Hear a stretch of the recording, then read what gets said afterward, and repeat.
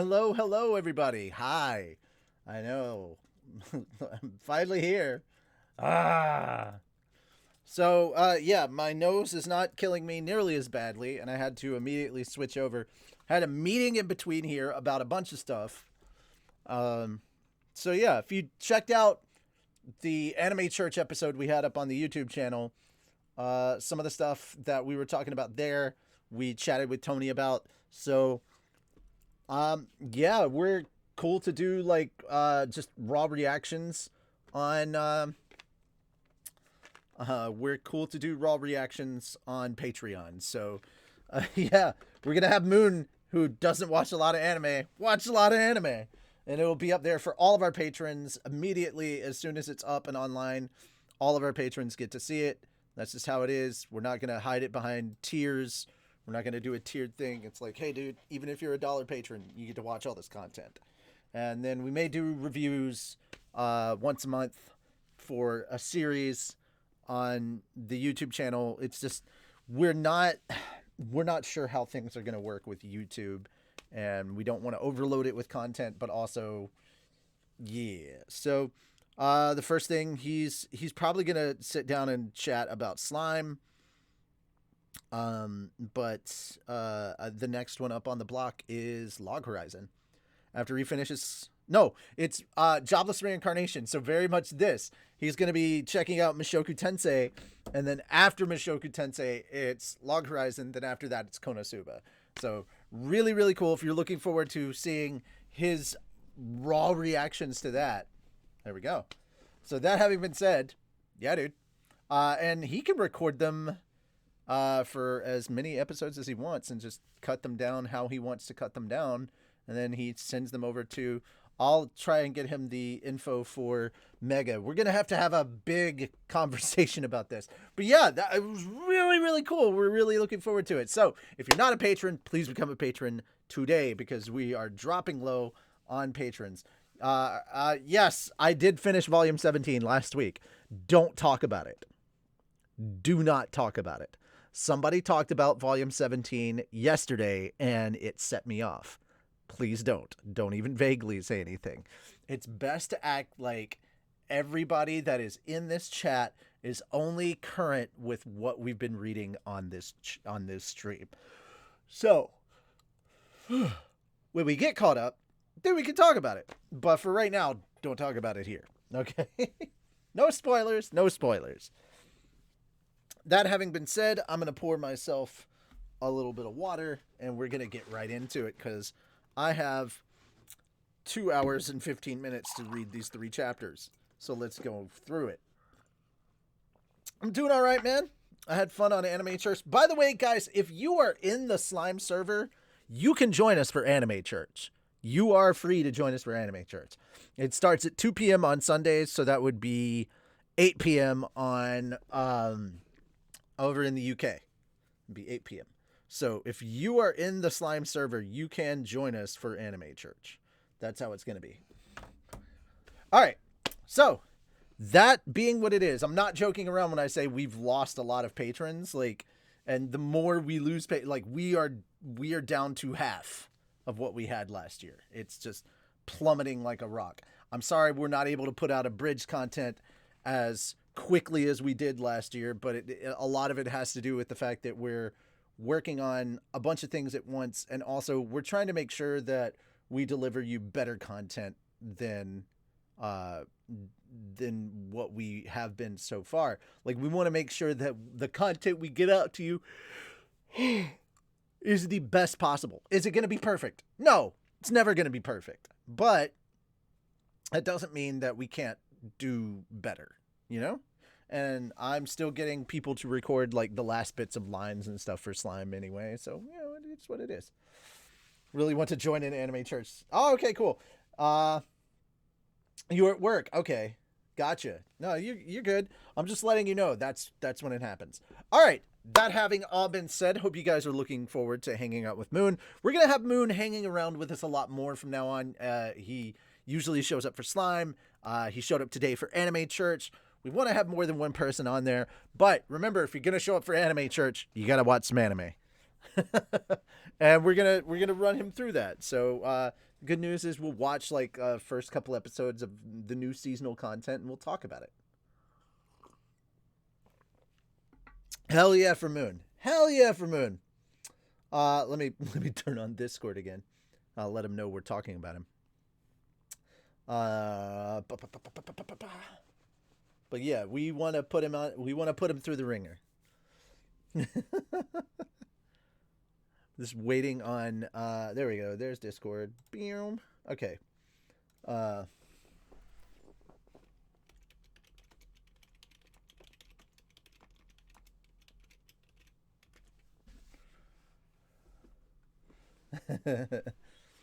But yeah. So basically, that's what's going on. Yeah. Alrighty. So last we left off, we had gotten to the throne room, and they were about to talk to Perugius. And so that's what chapter 2 is called, an audience with Perugius. So that's where we're going to be. For all of you on YouTube, for all of you on YouTube, I apologize for the confusion, but yeah, if you watched my reading of chapter 1, you'll know that I was not in the best of condition, both mentally, emotionally, and allergy wise. So yeah, it was not a good time, and I did have to pass out pretty quickly after that. So here we go. Chapter 2, an audience with Perugius. The man atop the throne exuded a commanding presence. I don't know why I'm wearing headphones right now. That's so silly. Okay. He had brilliant silver hair and golden pupils that were small yet piercing. There was an air of royalty about him. So this is the armored dragon King Perugius. My legs began quaking the moment I laid eyes upon him. I instantly knew what it was that frightened me. He looked eerily similar to the man with silver hair who attacked me. Mother pus bucket. Okay.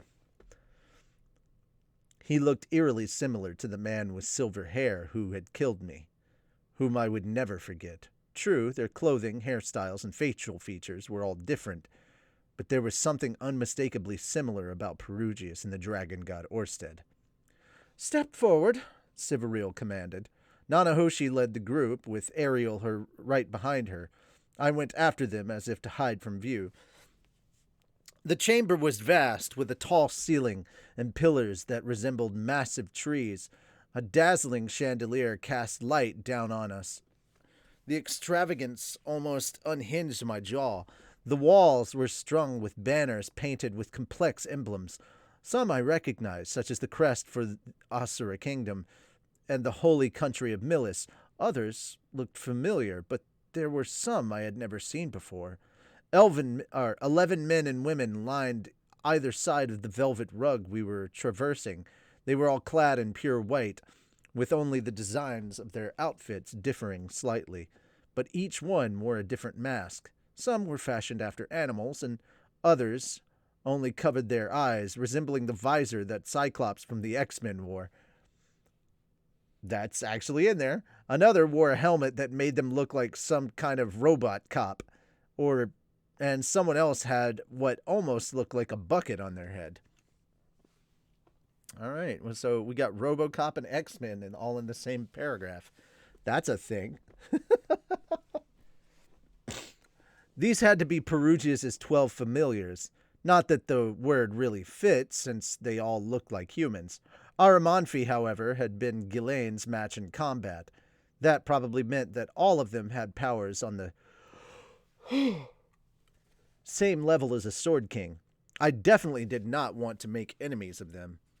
I better be really careful about how I speak, just to be on the safe side. Please stop there, said Sivaril. Nanahoshi froze in place. The throne was 2 small stairs and then 10 steps away from where we were standing. Perugius gazed silently down at us. More to the point, I was pretty sure he was looking at me. Our eyes seemed to meet, and a chill ran through me. Sivaril slowly walked past our group and made her way up the stairs, taking her place on the right of Perugius. Aramanfi was on his left. The rest of the familiars lined up on either side of us. Perugius kept his gaze fixed on us as he drawled, I am the armored dragon king, Perugius Dola. He said Dola? As in the air pirates? Wait, no, Castle in the Sky has nothing to do with this. It's been a while, Lord Perugius. I came, as I promised.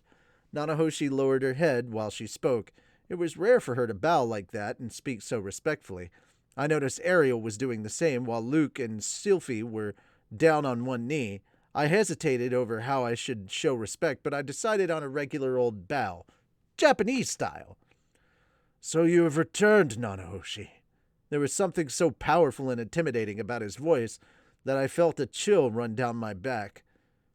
Fear threatened to swallow me whole. It had such a grip on my heart that I struggled to draw air. Sweat trickled down my forehead. This is kind of incredible. It's like he really is a king. I assume that must mean you found some way to summon things from another world?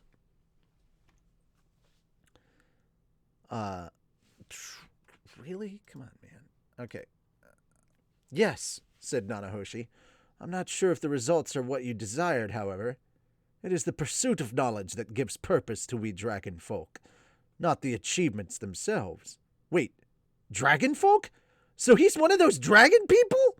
I had never really put much thought into it before, but it made sense.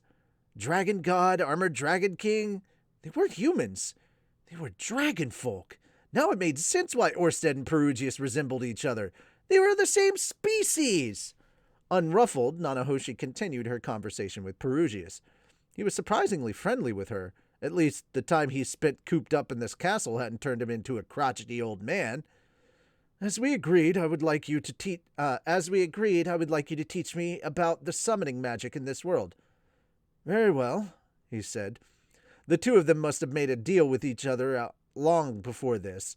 Nanahoshi would study how to summon objects from another world, and once her labor bore fruit, she would share what she'd discovered with Perugius. In turn, he would teach her about the mysteries of summoning magic in this world.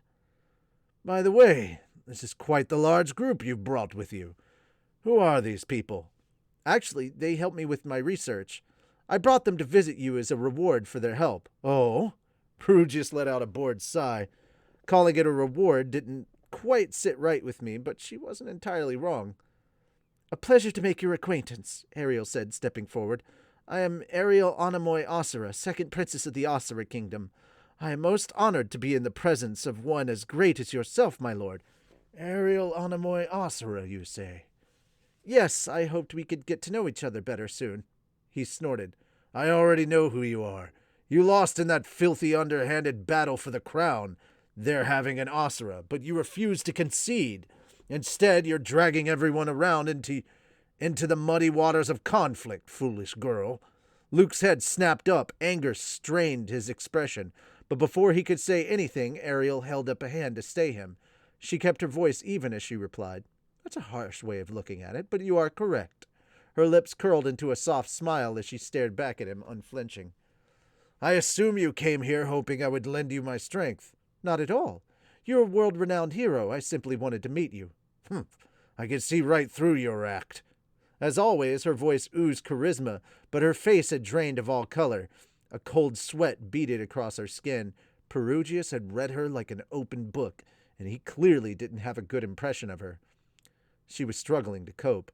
Perugius stared down at her, smirking as if he were mocking an ill-behaved child. But you did come here. That must also be fate. I will give you a chance. You may stay here in my castle. I am humbled by your generosity. Ariel bowed once before retreating. Her expression dissolved into relief, but there was still anxiety in her eyes. Well then, what about you? After Ariel stepped back, Perugius' gaze shifted to me. It was as though he considered me second in rank next to her. Then I looked at the rest, and I realized everyone else was on one knee. The only ones standing were Nanahoshi, Ariel, and me. It was only natural that his attention would be drawn to me next. I put my hand over my chest and bowed my head again. A pleasure to meet you. My name is Rudius Greyrat. Rudius Greyrat. He spoke my name as if he were chewing it over. I had a lot of trouble teleporting you here. I tilted my head in confusion. Normally, when using teleportation magic, you can't call upon someone with greater mana than your own. He scowled. Your mana closely resembles that of Lapis. If you were determined to resist me, I likely couldn't have teleported you at all. Oh, well, I apologize for the trouble. Lapis was the demon god that Perugia sealed away 400 years ago. Every time someone appraised my magic, they always brought him up. Guess our mana must be really similar. No matter, but I would warn you against trying to use that repulsive magic of yours in my castle. I wouldn't dream of it, I said. It was like he was trying to talk me down from trying anything stupid. No, it was more than that. It was a warning. But why was he so wary of me? I wasn't the type to go berserk for no reason. I wouldn't even go berserk if I had a reason. Maybe he remembers what happened just before the displacement incident. Specifically the part where Manfi tried to kill me. Maybe he thought I held a grudge and this was his request to treat it as water under the bridge. If this is about what happened before the displacement incident, I don't hold anything against you, so... What are you talking about? Perugius cocked his head. Manfi appeared beside him in the blink of an eye, whispering the specifics into his ear. Now I remembered. There was a boy trying to cast magic in the sky. One protected by a sword king. So that boy was you, So he didn't remember. Well, that meant I just dug myself deeper. Bringing it up out of nowhere was like announcing I had a grudge. At least they didn't seem to hold it against me. I hadn't done anything wrong, after all. Had I? Rudius Greyrat. From what I hear, is also the name of a person who managed to injure Orsted. If by injure you mean I gave Orsted the equivalent of a paper cut, then sure. He and Orsted must be acquaintances for him to know that much. I figured that was the case. Orsted was the only common link between Nanahoshi and the king of this floating castle. Looks like I was right. Those with talent like you get overconfident in your abilities at times. Being able to injure the dragon god no doubt gave you an inflamed sense of self-esteem. However, if you choose to fight me, death is all that awaits. In that instant, his familiars began radiating bloodlust. Please stop. I don't want to fight any of you. I only came here to learn about Zenith's illness and learn a bit of summoning magic. Perhaps Perugius was under the mistaken impression that I'd fought Orsted as an equal, or that was how I wounded him, Still, he had 12 familiars here. I knew what their abilities were, more or less, but only from what I'd read in books. That wasn't the same as seeing them in action on the battlefield. Plus, numbers were always a huge advantage in a fight. That was what made zombies so terrifying. They were weak on their own, but in large numbers they could easily overwhelm you. If Aramanfi was any indication, they were also as capable as Ghislaine, at least. To say nothing of the abilities that Perugius himself possessed. No doubt he was strong, too. There was no way I could survive taking all of them on. I had no intention of doing so, either. Of course. I have no intention of trying to oppose you, Lord Perugius, I said. A wise decision. I like clever people. The foolish only blind others, but the intelligent help each other grow. In other words, clever people were those who didn't oppose him. I certainly didn't think of myself as an intelligent type, but I was at least smart enough not to pick a fight with him. Lord Perugius? Nanahoshi cut in. If I may, his enormous mana pool has been of great help to my research. He's no enemy. Couldn't you please treat him a bit more kindly? I knew I could count on you to step in. Yeah, you're exactly right. I have no interest in making enemies. Let's play nice with each other. Perugius nodded. Very well, I'll be kind, then, since you helped Nanahoshi. What is it you desire in return? Money, or is it power you seek? Oh, no. Money, or is it power you seek? His voice was flat, as if he were bored with the conversation now. He had agreed to treat me as a guest, at least, but were people generally so hostile with someone they'd only just met? It seemed especially off-putting since I was being so deferential. No matter, might as well ask him the question that had been weighing on my mind. If I may, I have one thing I'd like to ask. What? It's about my mother's illness. I proceeded to explain the details of Zenith's condition. I see. He nodded after I finished speaking. I have heard there are old labyrinths out there that take people captive. That person becomes the heart of the labyrinth, allowing it to function. The mana that flows through them as the result transforms them. They all lose their memories without exception, and in return their bodies infused with a mysterious power. A mysterious power? I echoed, confused. I believe you call such people a cursed child or a blessed child. So Zenith had a curse on her then? One where she could never cry or laugh? Why do these labyrinths use people, though? I do not know. There is a theory that the ancient demons gave birth to these labyrinths and their creatures in a quest to create a paradise for themselves. The magic crystal at the center of those labyrinths is supposed to distribute mana to all of its inhabitants. There they can thrive without ever going hungry. It wouldn't be surprising if these older labyrinths take human captives to increase their efficiency. So the ancient demons try to create a paradise where they'd never starve? Come to think of it, there were a bunch of monsters in the teleportation labyrinth. The place was practically infested by those creepy, devouring devils. I had wondered what they could be feasting on in those tunnels, but this explanation made sense. But wait a second. Roxy said she was running out of mana in the labyrinth, so obviously it's an overstatement to say it feeds mana to those who inhabit it, unless monsters have some way to absorb mana from empty space or something. Well, none of that really mattered right now. Zenith was my priority. Do you know of any way to heal my mother? I don't know the specifics myself. However, Perugius's voice trailed off as he shot a look at someone behind me. There is a woman whose fate followed a similar path, one who is still alive today. If it's information you seek, she would be the most knowledgeable. I followed his gaze to the elf in our group with dazzling blonde hair. Linley slowly lifted her head. Linley's Dragon Road. One of my companions saved you from a labyrinth. About 200 years ago. Yes, that's right, she said. You are the elven woman who lost her memories. I met you once before. You certainly have grown since then. Have you forgotten me? No, I haven't. She averted her gaze from me, an awkward expression on her face. What in the world was going on? Did this mean a Linley's had been through the same thing? Someone else had rescued her from a labyrinth 200 years ago. Wait, hold on a minute. I hadn't known about this. Why haven't you spoken to him about it? Asked Perugius. Since the two of you are here together, I assume you must be acquainted. Yes, but you experienced it for yourself. You know more about it than anyone else would. His words quieted her protest for a moment, but she remained resolute the next she spoke. I never recovered my memories. I didn't say anything because I thought Zenith's case might be different. Her face contorted in pain. Despite how bravely she spoke, Cliff gently wrapped an arm around her shoulder. I was too confused to speak. Sure, I did think Elinelise had acted a bit strange back then, but I never dreamed such a thing had happened to her in the past as well. I'm sorry. I felt like I needed to tell you, but you've been so happy lately that I hesitated to bring it up. Besides, Zenith's curse isn't a danger to her life. I thought perhaps she was a blessed child, or that maybe she'd recover and there would be no adverse effects at all. She continued babbling excuses, and it was all I could do to muster the strength to say, We can discuss this further afterwards.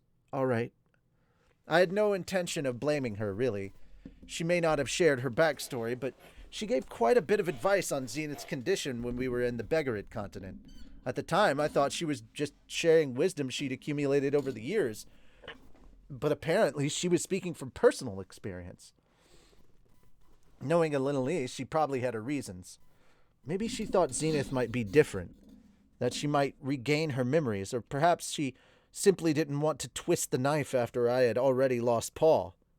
She only kept it to herself out of consideration for me. I was sure. Still, I did wish she'd... Pardon me. Still, I did wish she had said a little more about the curse than that Zenith might be afflicted with. Is there anything else? Perugius asked, disinterested. I shook my head. No. The conversation only lasted minutes, but it left me as exhausted as if we'd been talking for hours. There was still more I wanted to ask about summoning magic, for example, or Laplace's war, or the displacement incident, but my brain was so full I couldn't fit any more information in even if I wanted to. What about the rest of you? Is there anything you desire? Zenoba rose to his feet. Would you permit me to ask a question? And you are? I apologize for not introducing myself sooner. I am Zenoba Chiron, third prince of the Chiron kingdom. A prince, And do you also desire my support that you might take your country's throne? No, such a thing has no value at all to me, Zenoba replied. Without missing a beat, he slipped a small notebook from his pocket. There was a crest drawn on the surface, one I recognized. Wait a minute. That's the one we saw in my basement, on the dollmaker's blueprints. This crest resembles your own as well as that of Lord Maxwell. I see there are other similar crests on that wall over there. Do you know to whom this one belongs? I followed his gaze to the wall covered in numerous crests. Several of them looked familiar. One of them was the same one I had seen carved in the monument from the 7 Great Powers. Another belonged to Dragon God Orsted. Another was carved into a magical implement that helped keep the teleportation ruins hidden. Judging by the incantation we had to use for it, the crest likely belonged to the Holy Dragon Emperor Sharad. The one beside it was the same crest drawn on Zenoba's notebook. I do know it. That belongs to the maniacal Dragon King Chaos. Oh! Aha! So that's the thing Zenoba saw on the gate. He must have been Maxwell's crest he must have seen Maxwell's crest there and realized its similarity to the one on the blueprints. Naturally, he assumed the two must be linked somehow. Incredible! I'm impressed. Zenoba stepped forward, unable to tamp down on his euphoria at this discovery. Might I ask where this maniacal dragon god Chaos is now? Perugius shook his head. He's dead. He passed away a couple decades ago, and I don't know if he has a successor. The notebook slipped right between Zenoba's fingers, landing on the floor. His shoulders slumped. Is that so? In an instant, his face looked as if it had aged 5 years. That was saying something, because Zenoba already looked way older than he was. Perugius slid forward in his seat. By the by, where did you come across that crest? Zenoba continued to look dejected as he answered. Oh, I found this in my master's house, in a run-down estate in the magic city of Sharia.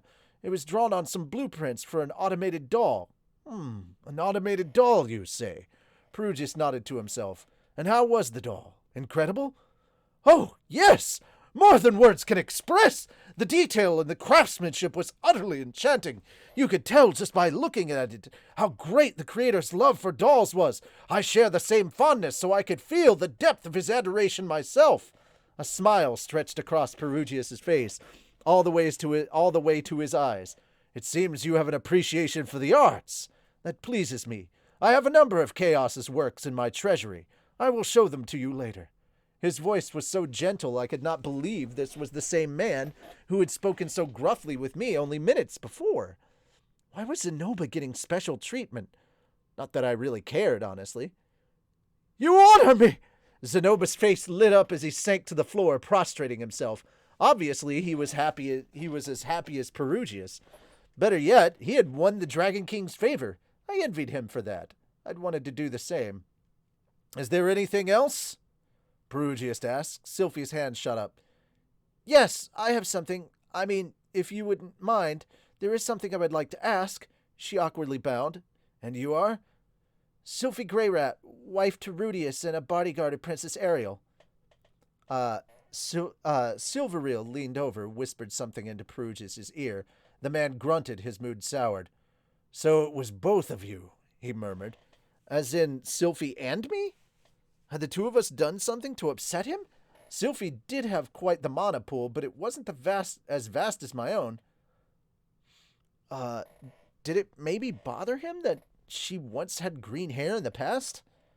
Before I answer your question, I want you to answer something for me. Do the two of you have a son?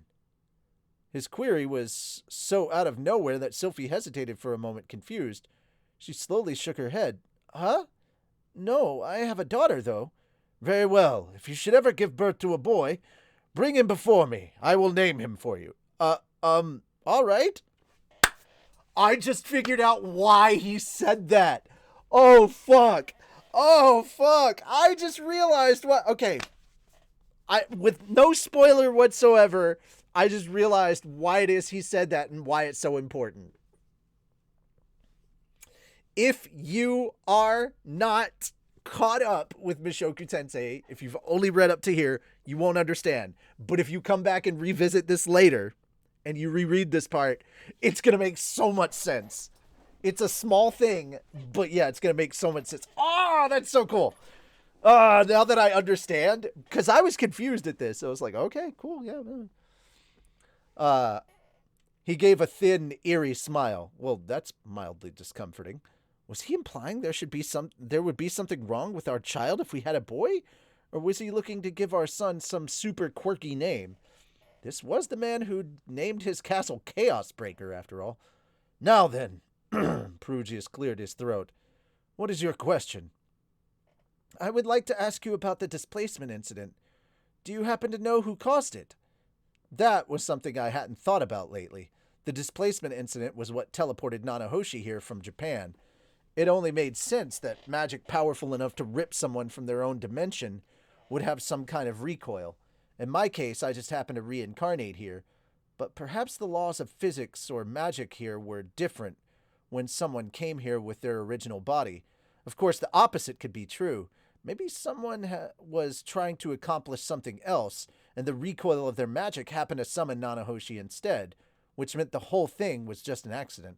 I haven't confirmed anything for certain. At the time, I suspected it was the doing of someone connected to Lapis, but he glanced over at Nanahoshi before continuing. Even I'm not capable of summoning someone like her. And if I'm not able to, no one in this world is. Which means that calamity wasn't man-made. It was an accident. I thought as much.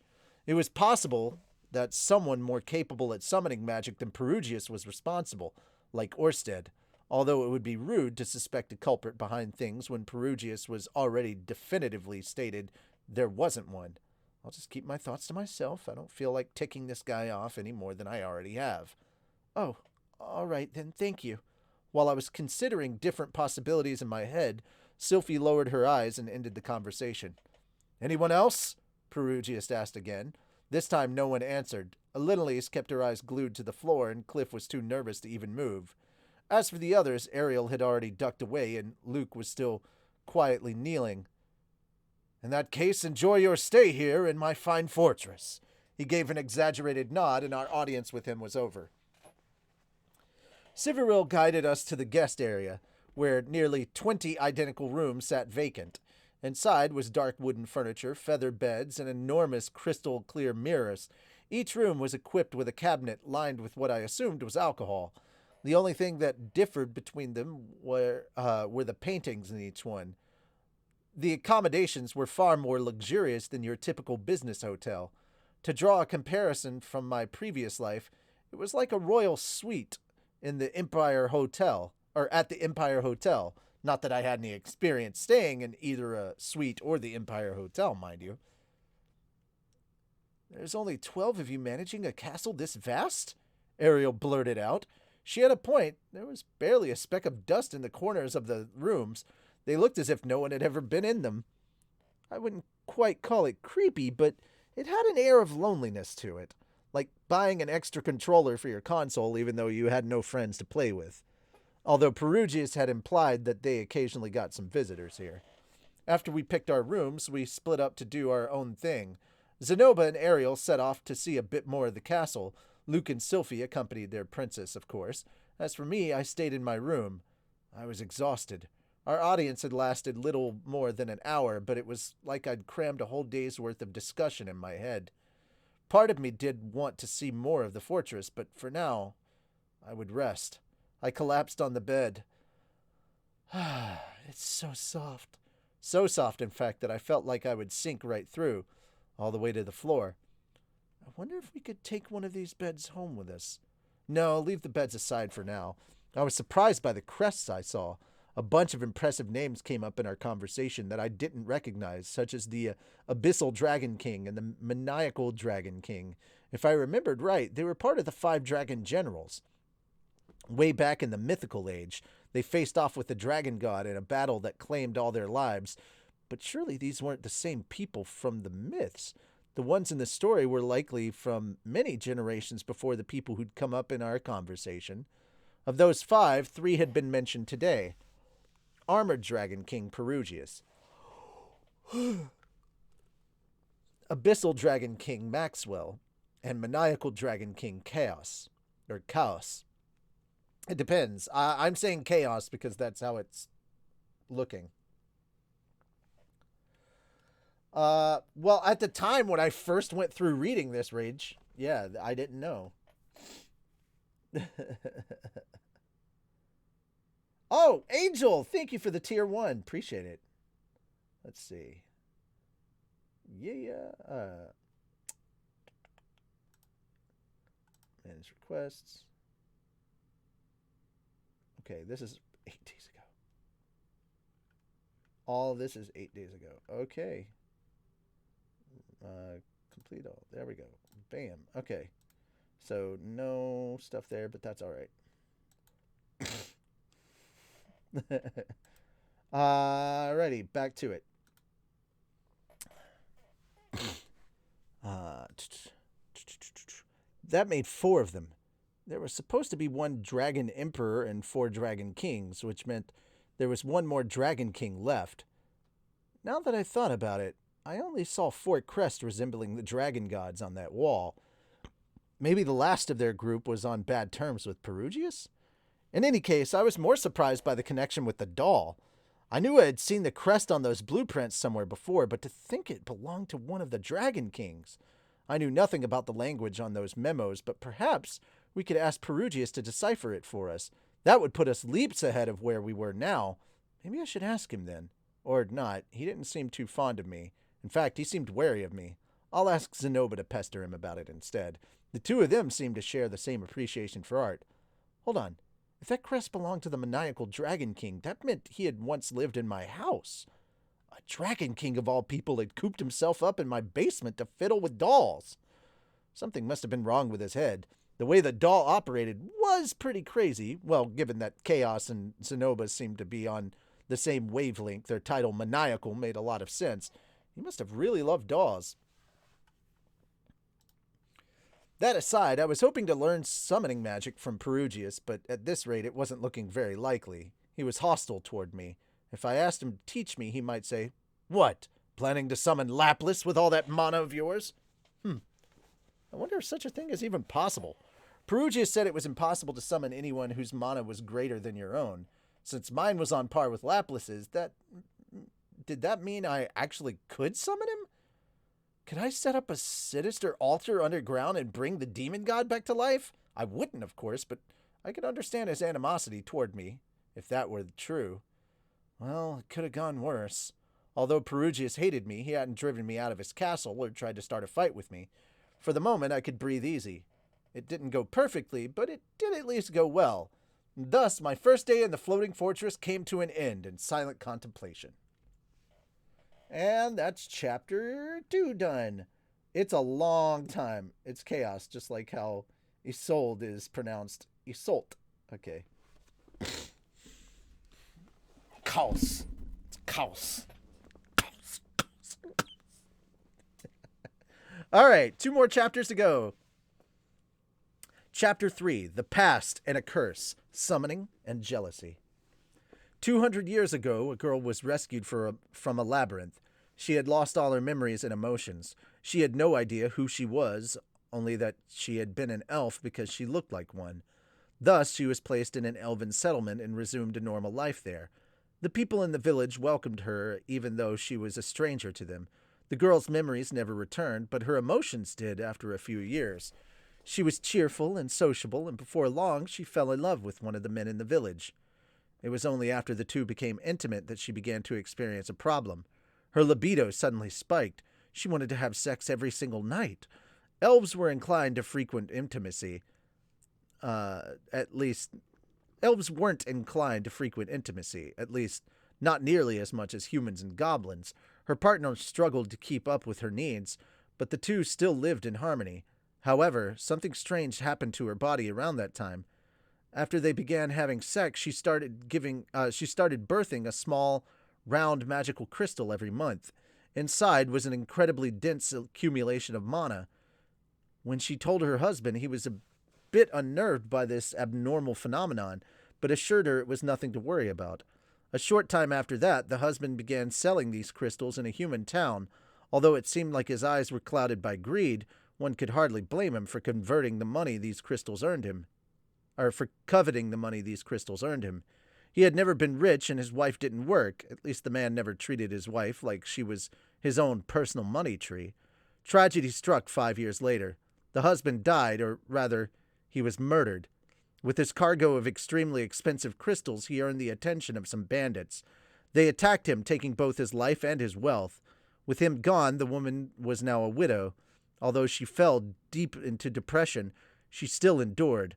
Unfortunately, there was a problem with her body. Her insatiable libido ballooned again. 10 days after her husband passed, the urge came on so strong and swift from deep inside her, she couldn't suppress it and assailed one of the men in the village. She knew it was wrong, but she did it anyway. At least the man in question wasn't unwilling, and nothing happened after they did the deed once. 10 more days passed, and she went after a different man. Then another 10 days, and she did it again. Her appetite was so untamable that word soon spread of her wild promiscuity. The women of the village all denounced her and drove her out. The woman became a prostitute after that, then a slave, and finally an adventurer. It's said that even to this day she continues wandering the world. And that's basically what my life has been like, Little said. She'd come to recount her story to me first thing this morning. You didn't have to tell me everything. Honestly, hearing all of it left me stunned. The curse was the only thing I needed to know about, but Little didn't spare a single detail. This is my way of making up for not telling you any of this sooner. So, does Cliff already know all of this? Of course. I told him before our wedding. Oh, okay. What about Sylphie? She doesn't know. I doubt she wants to know her grandmother once sold her body for money. I shrugged. I don't think Sylphie would care about that kind of thing. I just hope you won't look at her in a different light if you hear ill rumors about me somewhere. She may have my blood running through her, but she's just a normal girl. I know. I would never do that to her. Besides, Sylphie isn't responsible for things Little may have done in the past. That said, after hearing everything she had been through, I could understand why she kept mum about her history and her relationship to Sylphie. No one wants people to look at them differently. Anyway, the past is the past. There were things in my life I didn't want to reveal either. I couldn't pretend the things I'd done in my previous life didn't exist, but that story would stay in my head, and my head alone. So, what is your curse exactly? I asked. The mana in my body builds up and coalesces into a magical crystal upon receiving a man's seed. If I don't receive a man's seed, the mana will continue building until it kills me. But you were fine the first couple of years, right? I honestly don't entirely understand that either. At the time, I wasn't having a monthly cycle, so maybe that had something to do with it. Your monthly... I repeated the words before trailing off. If it had something to do with her menstrual cycle, then maybe it was her ova that were transforming into those magical crystals. In that case, Zenith's curse was probably something different altogether. I assume she still had those monthly visits after all. She had already given birth to 2 children, and although Lilia hadn't given me any details, she was only 35 years old or thereabouts. But your memories never came back? She shook her head. No, even now I don't remember anything. I went silent, so she still didn't remember her past, which meant she had no idea who she was exactly. There was a slim possibility that she might suddenly remember someday, but if she hadn't in 200 years, it seemed unlikely she ever would. Zenith's condition is different from mine, said Elinolise. Judging by how she acts, it seems she knows who her children are. Perhaps she may regain all of her memories. I hope you're right. Maybe it was better not to do too much wishful thinking, though. What about her curse? I asked. At the moment, she isn't showing any signs of having one like mine. Ah, I didn't think so. She most likely has a different curse on her. Really? She nodded. I think there's a distinct possibility. Do you have any idea what her curse could be? An idea, huh? Maybe a vague one, but nothing conclusive. After a short pause, I admitted, nope, nothing. All right, well, best to continue keeping an eye on her. Whatever it wasn't something lethal, but there could be a trigger out there that would cause it to manifest. I guess that's all we can do right now, huh? Keep watching her. Yes. I wasn't going to get my hopes up, but I still couldn't help praying that nothing had happened.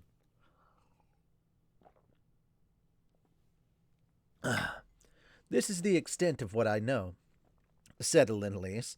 I'm sorry, there was too much I didn't want to say, and I was late giving you the truth. She lowered her head. I understood not wanting to share her past. In fact, I felt guilty for not sharing the events of my previous life with Sylphie and Roxy. It did suck that Elinolise hadn't told me sooner, but I wasn't about to be a hypocrite and get mad at her for it.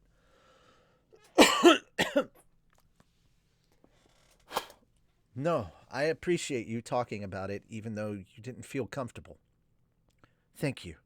I extended my hand and she shook it, gripping it tightly. Well then, I'm going to return to Cliff. I'm going to rest a little more, then check on Nanahoshi, I said. All right, have a nice day. Elinolise turned and slipped out of the room. In the end, I didn't learn anything about Zenith's condition. There was a high probability she had a curse on her, but it hadn't caused any problems yet. All I could do was prepare myself to act in case anything did happen later on. After breakfast, we gathered in a room with a long table and took our seats. Nanahoshi and Cliff sat to one side of me, with Zenoba on the other. Directly across from me was Sivaril of the Void, the woman with the black wings who served Perugius. All right, now let's begin our lesson. The agreement was for Perugius to teach Nanahoshi summoning magic, but Nanahoshi had been kind enough to ask that we be included. We were starting from the very basics, so Perugius wasn't the one teaching us. He would turn up when it was time to put what we'd learned to the test. He was probably having tea with Ariel at this moment.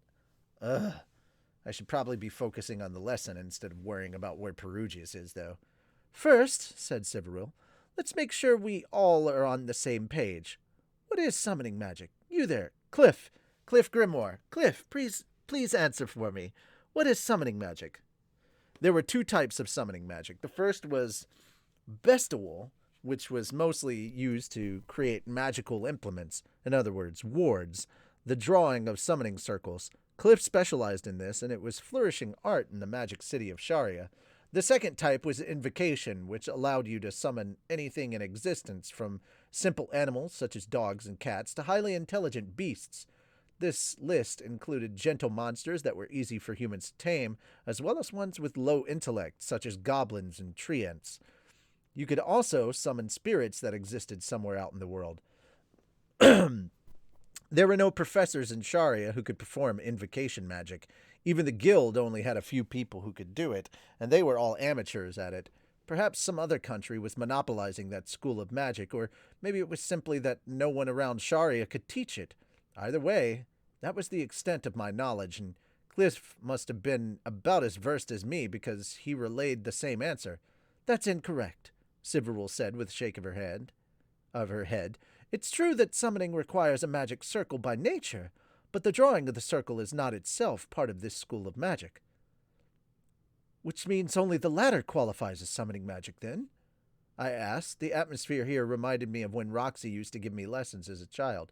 Yes, but Cliff wasn't wrong when he said there are two types of summoning magic. In other words, Bestial isn't one of those types. Indeed. She spoke in a gentle voice, but since there was no blackboard or textbook around, I had to take notes using the stack of papers and quill pen I'd brought. It made this feel like a real class. There are two types of summoning magic, fiend summoning and spirit summoning. I wrote down both names. From what I remembered, spirits were beings that existed in our world but barely showed themselves. The only kinds I had ever seen before were the lamplight spirits I had summoned with those scrolls.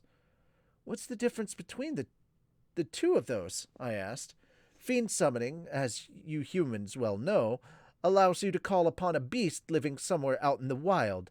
Per an ancient covenant, anything considered to be a person cannot be summoned. However, everything else that exists in the world can be. So, all kinds of creatures could be invoked with such magic, even dragons. What's this ancient covenant? When summoning magic was first born into this world, our ancestors made a covenant. Magic cannot break those ancient rules. So people couldn't be summoned? Was that really true? What was so different between teleporting a person and summoning them? Not that it really mattered. The important thing was getting the basics down pat. I could ask more nuanced questions later. Sorry, I said. Please continue. Very well. In fiend summoning, one cannot invoke a creature with more mana than they possess themselves. Even if they do, there's a high likelihood they won't be able to control the creature they summon. Come to think of it, I'd read about that in a book a long time ago. Sieg Summoning Magic, I think it was called. It contained the tale of someone who invoked a creature that was stronger than they were, which ate them alive.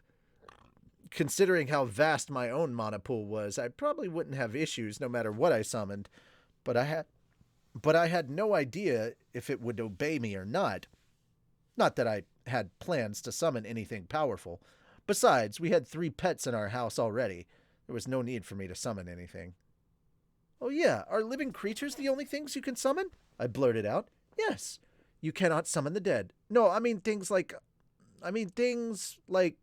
Could I summon some clothes that are at my house right now? I'm afraid that's impossible. So I couldn't summon Roxy's panties. Really, that's where his head went. God damn it. Wait, hold on a second. Nanahoshi had succeeded in summoning a plastic bottle. Surely it wasn't impossible. Maybe it was better to say that no one in this world had figured out how to do it yet. That would explain why Perugius was so interested in Nanahoshi's research, because it meant such magic was possible. Now I understood why he agreed to aid her. May I continue? Several asked, interrupting my thoughts. Oh, yes, my apologies for interjecting repeatedly. Not at all. Your queries indicate how passionate you are about learning. She nodded slowly before continuing. Spirit summoning, as the name implies, involves the creation of a spirit. Creation? As in you're actually making them? Correct. You expend mana in the process and create a spirit with certain abilities. Such is how spirit summoning operates. In other words, by using those scrolls Nanahoshi had provided me, I wasn't summoning lamplight spirits from elsewhere. I was conjuring them from my own mana. Spirits possess a low level of intellect and will obey the summoner's orders until they use up all their mana, Sivaril explained. Is that an absolute? There was a pause before she answered. No, if you specifically construct the circles so that they won't follow your orders, then a spirit with free will shall be created instead. But if you didn't do that, would they follow your every command? That was almost like programming. Wait, speaking of programming, I felt like I'd heard about a similar concept. That seems odd to me, said Cliff, voice filled with dissatisfaction. Those of you who served Perugius were spirits summoned 400 years ago, yes? You're awfully intelligent if that's the case, and it's odd that you haven't disappeared in the intervening centuries. Just what I would expect from you, Cliff. He was too sharp to let that inconsistency slip by. Sivaril nodded cheerfully. I am glad you brought that up. Lord Perugius's predecessor, the first armored dragon king, passed on his knowledge of how to create 11 ancient, highly intelligent and powerful spirits. Ordinarily, spirits of such caliber would not last more than a single day, but Lord Perugius has developed a way to maintain them for centuries. She sure was being boastful, but I could see why. It was quite a feat to maintain for eternity what would normally only last a day. In other words, perpetual motion, a concept just as incredible as my previous world as it was in this one. Wait a sec. She said 11 ancient spirits. Isn't that one too few? You don't mean 12? I asked. No, 11. I'm not one of Lord Perugius's spirits. I blinked at her. You're not? Not at all. Lord Perugius saved me during Laplace's war, and I have served him ever since. I am simply one of the sky folk. There you go. Sky folk? Well, that would explain the wings, then. If the others were his servants, perhaps she was more of a confidant or a lover? No, that couldn't be. Romance wasn't the only bond that existed in this world. So, which will we be learning? I asked. We'll primarily focus on fiend summoning, she said. However, Lord Perugius considers the summoning of things from another world to resemble spirit summoning, so I am sure we will touch on that as well. Just a bird simp. That's funny. So we're going to learn both? I was looking forward to that. It might be fun to summon monsters from all over the world and open a zoo. I would like to learn more of spirit summoning specifically, if possible. Oh, I would like to learn more about spirit summoning, specifically if possible, said Zenoba. Cliff nodded in agreement. I'm interested in that subject too. As I noticed how invested in this they both were, something in my brain finally clicked. Programming! That's right! The way the core of that automaton doll functioned had reminded me of programming. Wait, if we were able to learn spirit summoning, we might be able to complete that doll. Of course! I didn't think it would be easy to succeed where the maniacal Dragon King Chaos had failed. But I was sure this magic would come in handy. Pardon me. But I was sure this magic would come in handy all the same. You never knew when such knowledge would be useful. All right. Now let's start by learning the foundations of summoning. First, please look at this magic circle.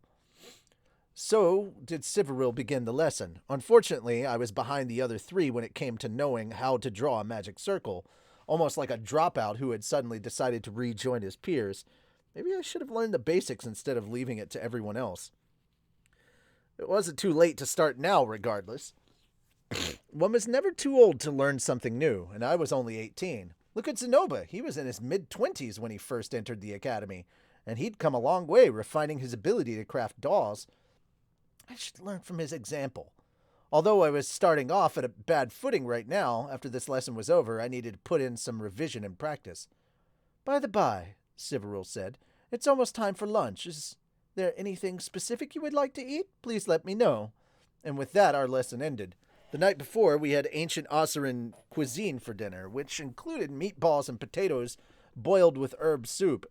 There was bread made from wheat and other grains among some other dishes. It wasn't too different from what we ate in Sharia. Considering how grand the fortress looked from the outside, it was quite a simple meal, albeit delicious, but from Perugia's standpoint, it wasn't an ancient cuisine at all. He considered this to be a traditional Osirian cooking, the standard food people made 400 years ago. There was a saying I'd read somewhere. Technology advances during times of war, while cuisine advances during times of peace. Osir's dishes had changed greatly over the past 400 years. Dinner was brought to each of our rooms, but I ate mine with Sylphie. No matter how luxurious the rooms were, dining by yourself was far too lonely. It was strange how I never felt that way in my previous life. It had really changed since then. Breakfast, on the other hand, I had to eat alone. Such is life. Now it was time for lunch, and Siveril had volunteered to make us whatever we liked. Considering our Amanfi was aboard and could do errands at the speed of light, they could fetch ingredients from any country in the world. Actually, they could simply order from any restaurant and have him bring the food back. His speed sure came in handy for home delivery. Could I have something from Millis? Cliff asked. Then I would like something from Sharon, said Zenoba. They both desired cooking from their respective home countries. No matter how much they acted like they were comfortable here, they missed home for sure. Very well, I will have it prepared for you. Siveril's voice was gentle as she responded to their requests, her mask hiding any emotion on her face. I'm fine with whatever, Nanahoshi said. Perhaps she hadn't realized it, but this was our chance. I was not the type of man to let a good opportunity slip by.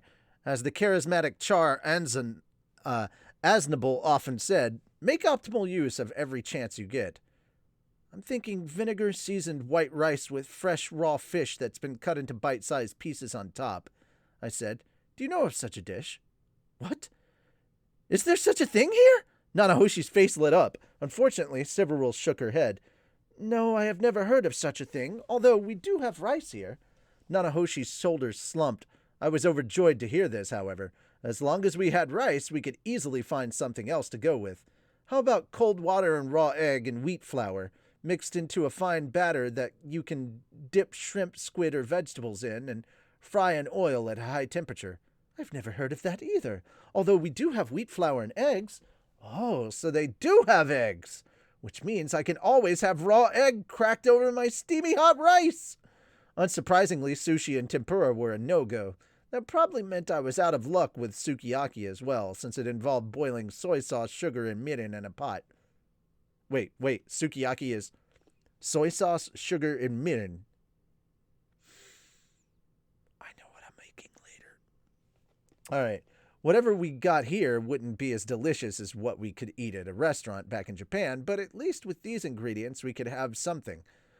What we really needed was soy sauce. That was the real Japanese flavor we were hankering for. How about a sauce made from some fermented soybeans? Either soy sauce or soy paste would be fine.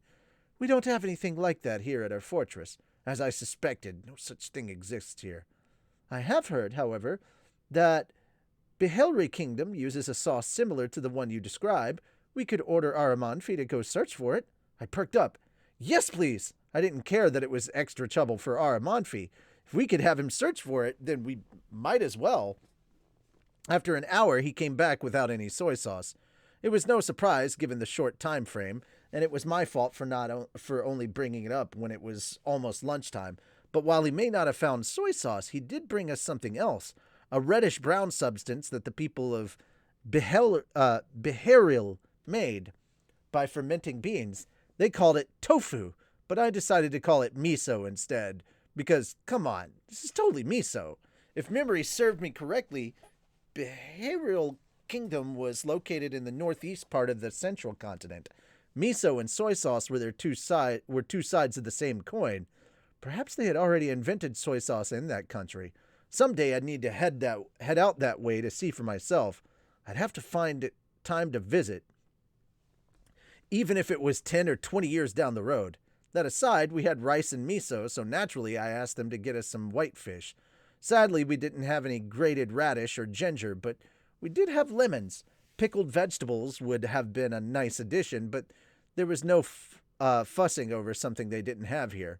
I did my best to give Siverul a decent recipe, keeping the available ingredients in mind. Is this what you wanted? She asked, reappearing a while later with some piping hot white rice. Steam rose from the miso-flavored shellfish. Then there was a nicely toasted whitefish with lemon. There were 2 plates, one for me and one for Nanahoshi. Mine came with a raw egg. Sometimes you gotta treat yourself to some comfort food like this, I said. After a long pause, Nanahoshi replied, Yeah, I guess. Although the 2 dishes looked perfect, Nanahoshi gazed at them in dismay. Yeah, I guess. Okay, so it was more like that. Okay. Perhaps she disliked that they were only resembled Japanese cuisine without actually replicating the flavor. Well, I couldn't blame her. It tasted nothing like I remembered. But it was still fun to give it a try, even if it wasn't authentic. Put your hands together in thanks and let's dig in, I said. Yeah, let's. Nanahoshi kept frowning as she picked up her spoon and fork and began eating. Her expression was contorted in disgust as she deboned the fish, squeezed some lemon, and took a small bite. Next, she took a hesitant bite of the rice, chewing slowly. There was a white porcelain bowl filled with miso soup that she also sipped from. Finally, she said, The miso doesn't have any dashi in it. Big fat tears welled up in her eyes. She continued eating as they fell. Oh my goodness. I can't tell if this is happy or sad, but I think she's enjoying it in a way. Back in Volume 5, Rudius mentioned that when he eats raw egg, he detoxes it. Oh, yeah, that's true. All right. It was pretty terrible. The rice was dry and tasteless, and the miso soup was incredibly salty. While the fish was delicious enough, it smelled awful, and it didn't go with the lemon at all. The balance was terrible. It wasn't good at all. The Japanese cuisine from our memories had a much more delicate flavor. Despite all of that, Nanahoshi continued shoveling it down through her tears. She didn't speak again until she finished, but that didn't take long. Thank you for the food. Hearing that was enough to know I'd made the right decision. After our meal, we wrapped up our afternoon lecture. The lessons on summoning magic were really quite interesting. Perhaps because Siveril was a pretty good teacher. Although she didn't teach us anything of major note today, we'd surely start to absorb the concepts sooner or later. Right now, I needed to do some revision to prepare for the next class.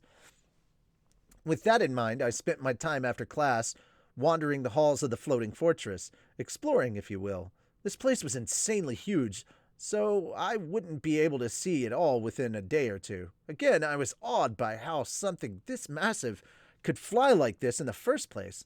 Lost in thought, I spotted a pair up ahead, Zenobit and Cliff. They must have decided to go exploring after class as well. Wait a minute, that's strange. Why didn't they invite me then? Did they just ditch me?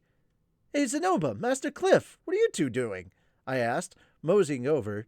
I'd prefer to be part of the pack instead of being a lone wolf if it's all the same to you guys. Master! Actually, I was wandering the halls when Lord Cliff called me over.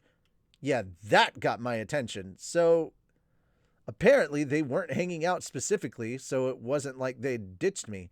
What a relief. Good thing, too, since I wasn't actually a wolf, wild or otherwise. I was a human, one that enjoyed flocking with other humans, since that was what made us the greatest mammals on land. That's right. We should group up, since we'll be stronger together. And what is that you're referring to? I asked. Cliff indicated some nearby stairs, which curiously led down rather than up. Apparently, this place wasn't just ridiculously huge, it also had a basement. Huh. That does seem interesting. If you guys are planning to investigate, I'd be happy to come along, I offered.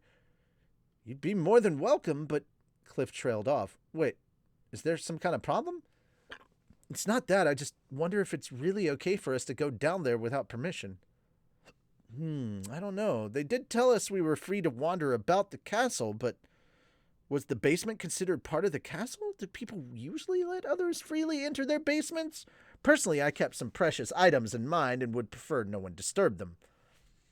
It shouldn't be a problem, said Zenoba. Why don't we have a look? Lord Perugia said we were free to enter any rooms that weren't locked. These stairs aren't even behind a door, so he surely wouldn't mind. Wait, hold up a sec.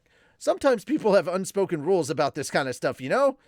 Unspoken rules as in manners that were so deeply ingrained in people that they thought of them as common sense. You really think so, hmm? Zenoba tilted his head, not entirely convinced. Perhaps being royalty, he couldn't fathom having a room you couldn't want other people to enter. Oh? While the three of us waffled back and forth, Nanahoshi suddenly appeared. She was the type who preferred solitude, but perhaps our numbers had got her attention enough to reel her in. What are you guys doing here? We explained that we were interested in the where these stairs led, but were uncertain whether or not we would be permitted to freely venture down there. Sure you can, she said. Really? We can? Yeah, the doors he doesn't want you to enter down there are locked anyway. Have you ever opened one of them and gone inside? Yeah, last time I was here, I got to see a few of them. She must have been referring to her previous visit with Orsted. The thought alone was enough to make my legs feel like jelly. I could almost imagine him being here. You can't enter most of the rooms down there since they're locked, Nanahoshi explained. But there is something interesting down there. Something interesting? I echoed, curiosity getting the better of me. Something you boys would probably enjoy. I hadn't heard someone use you boys to collectively refer to my friends and me in a while. Nanahoshi seemed like the sort to use that phrase all the time, at least before she got transported here. If you're that nervous, shall I be your guide? The three of us exchanged looks. Zenoba and Cliff were both eager to take her up on the offer. I was feeling a little less adventurous, but I didn't want to be the only one left out since she was volunteering to guide us. Surely there wasn't any danger in going. Yes, please, I said after glancing at the other two guys. The basement was even more massive than the main floors. On top of that, they were more maze-like too. Things became more complex after we made our way down several flights of stairs, turning into what resembled a dungeon. It made me wonder if the ground floor was only for entertaining guests and the real fortress was actually underground. We wandered the halls at length with Nanahoshi leading us. In the beginning, there were a number of curious doors we tried opening, but they were all locked. Unlocked doors just led to empty rooms anyway. How many flights of stairs had we gone down by this point? We must be pretty far below the main floor by now. Although sparsely lit, the first basement floor had at least been clean. However, it got darker the deeper we went, and it was dank down here too. There were fewer doors and more split pathways and turns to take. The floors even sloped here and there, making it all the more labyrinthy. The corridors hadn't been cleaned this far down, and mice periodically raced past our feet as we went.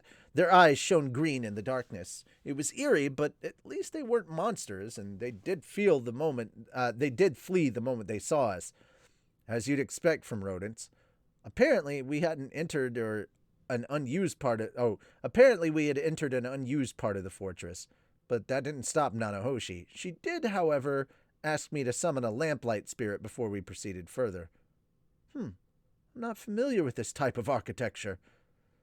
For me not to recognize it at all must mean it's from before the first great human-demon war, or... Zenoba's voice trailed off. He was deriving plenty of enjoyment just from viewing the layout of the basement. His spirits remained high even as we ventured deeper and deeper. Hey, Silent, are you sure you're not lost? Cliff asked. Nope, I'm fine. Although he found it entertaining at first, Cliff was starting to lose his patience.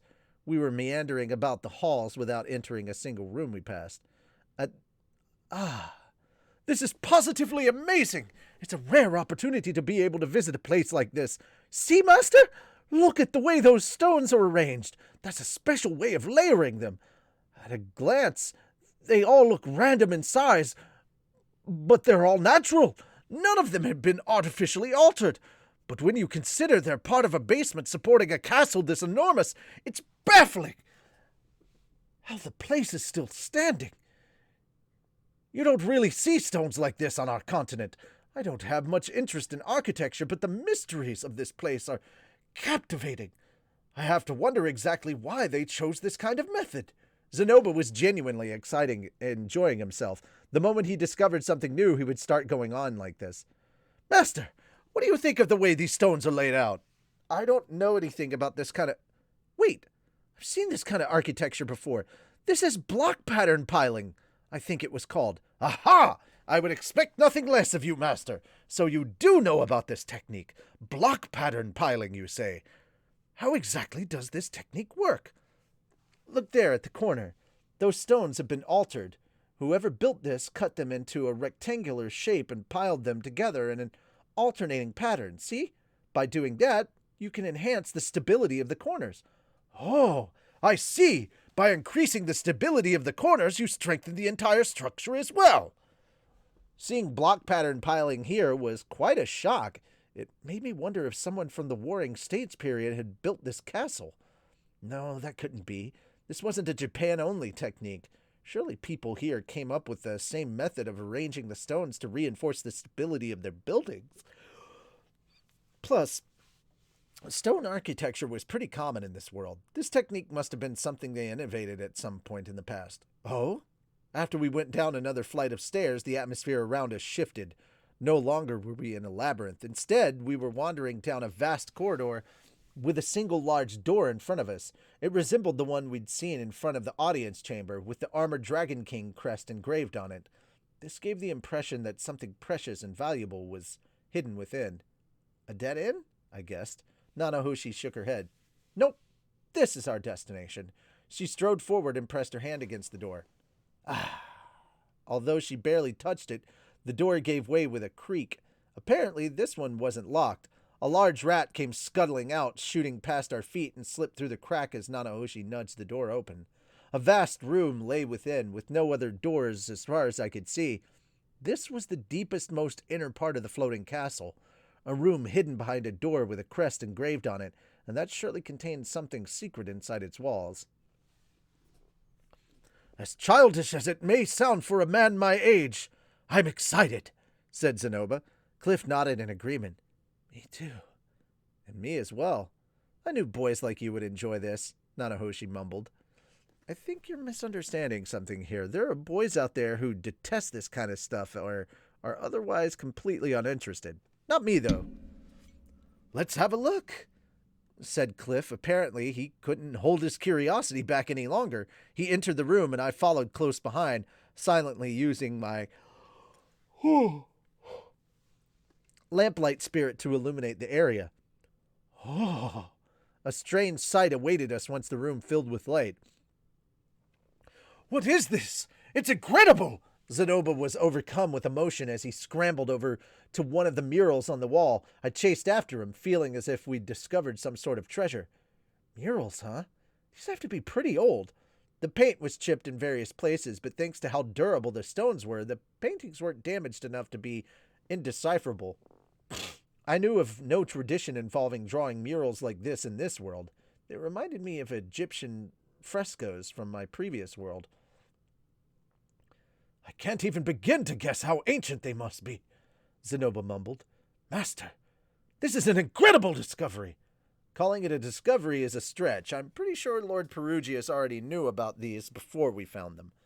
Describing the paintings would be difficult, but they more or less depicted a story. All the murals featured one particular figure. Most likely they were intended to depict what this person had seen and experienced during their life. There were no words to accompany the paintings, so it was hard to guess what scene pardon me, or circumstances they were trying to convey. There were inverted mountains, people with wings, people worshipping what looked to be a king, a floating stone, people gathered together, a dragon flying, two people cuddling close with a baby, a fallen shadow, a mournful king, a rage-filled king, people consoling one another, and then an eerie shadow standing behind a group of people. The final painting, which most likely represented the conclusion of the story, was only half finished, and it was anyone's guess what the artist had tried to depict. I feel like I've seen this story somewhere before. Me too, but I can't remember where. The three of us tilted our heads as we stared at the murals. Behind us, a creak echoed. We glanced back to find Aramanfi. Behind him was a man with silver hair and a commanding aura about him. Perugius, what are you doing down here? He demanded. Oh, it's you, Lord Perugius. Zenoba knelt down immediately, so Cliff and I hurriedly followed suit. As I kept my head lowered, I surreptitiously glanced at Nanahoshi, who was still standing. Can someone please teach this girl some etiquette? That said, I could turn those words back at Perugius. What was he doing here? Maybe he really was pissed at us for coming down here without permission, and he trailed us to complain. Enough, stand up. We quickly got to our feet. Forgive us. As we were exploring your magnificent castle, we happened to wander down here, and lo and behold, as we would expect of a grandiose fortress, even the basement holds enough mystery to make one's heart pound. I never dreamed we would find something like this here. Zenoba rambled a rapid-fire pace, so I just grunted and nodded along. He really came in handy at times like this, and he probably genuinely meant every word he was saying. However, Zenoba continued, I am afraid we allowed our curiosity to get the better of us and offended you in the process. With Lady Nanahoshi as our guide, we figured we could wander down here so long as there were no locked doors to block our path. But we must have ventured too far in without even realizing it. I don't mind, said Perugius. As for these murals, I wasn't the one who created them. Nanahoshi flashed a triumphant look at us as if to say, See, I told you it was fine. And what do you mean by that? Zenoba asked. He turned toward one of the walls, a distant look in his eyes, as if he were gazing into the past. When I first obtained this floating fortress, there was almost nothing left inside. There were traces of what once had existed here, but it had all faded and crumbled away. Perugius stared at the murals as he spoke, eyes narrowing as he stepped closer and traced his fingers across it.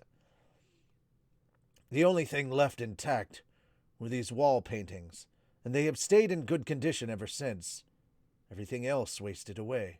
And from then I realized our ancestors had a message they wanted to pass on, a story they wanted their predecessors to inherit.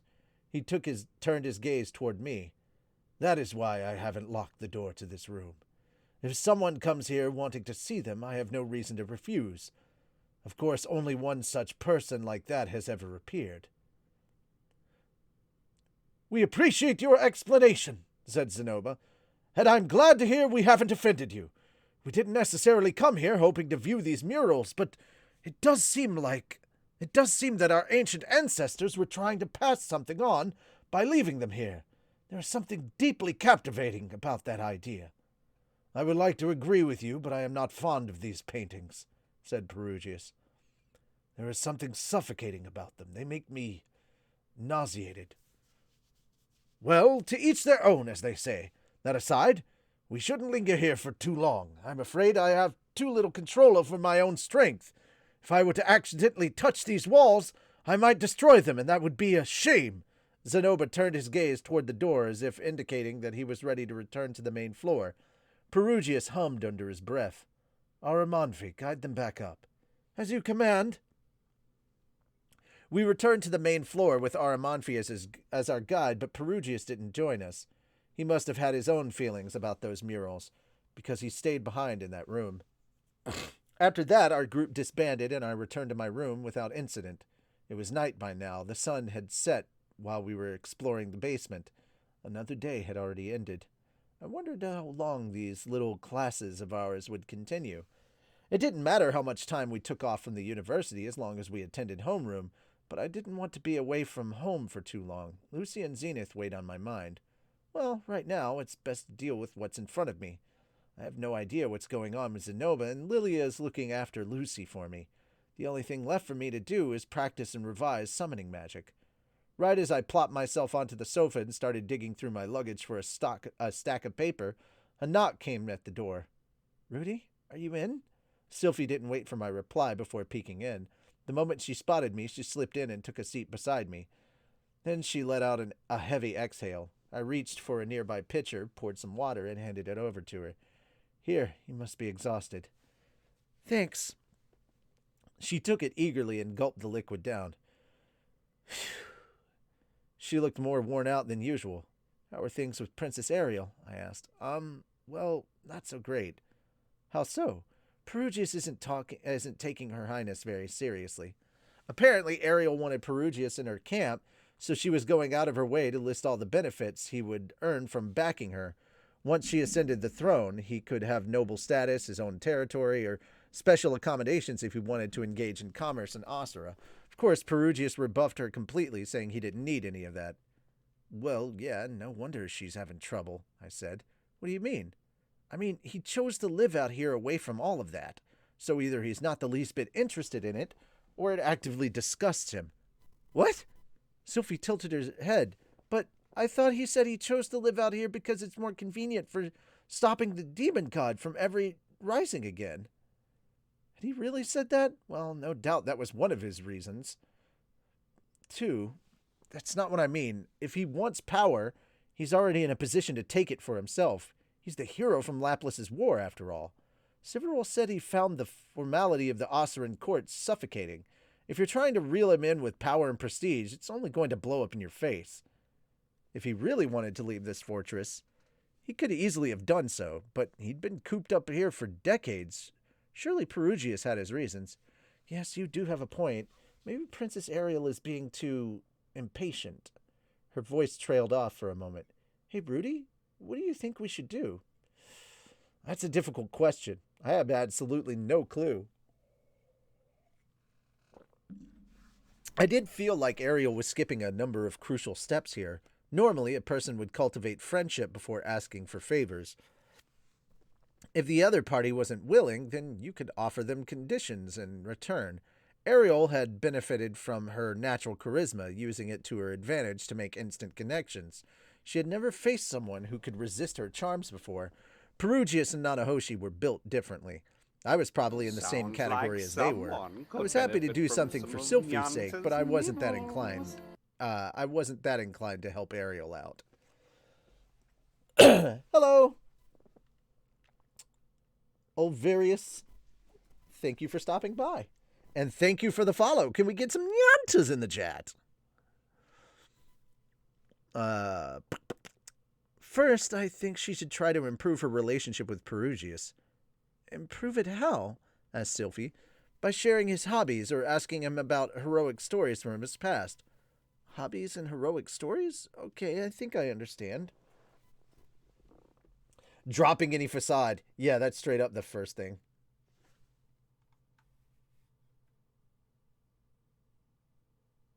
Okay.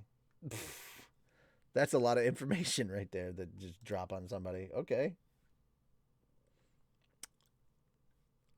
And it might help you to bring Zenoba along, too.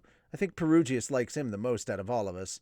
Zenoba could carry the conversation for her, and Ariel could just nod. That would probably improve Perugius' perception of her. Okay. I'll try telling Her Highness you said that. Don't take me too seriously, I warned. I'm not infallible. I appreciate the advice regardless. Sylphie pecked me on the cheek. The soft feel of her lips was enough to make me forget about studying. Instead, her kiss stirred up wicked desires inside me. Maybe I should whisk her off to bed with me so we can start on a second baby. I quickly dismissed that idea. No, I can't let myself get distracted. I'm going to study. I'll just have to settle for feeling up her butt a little instead.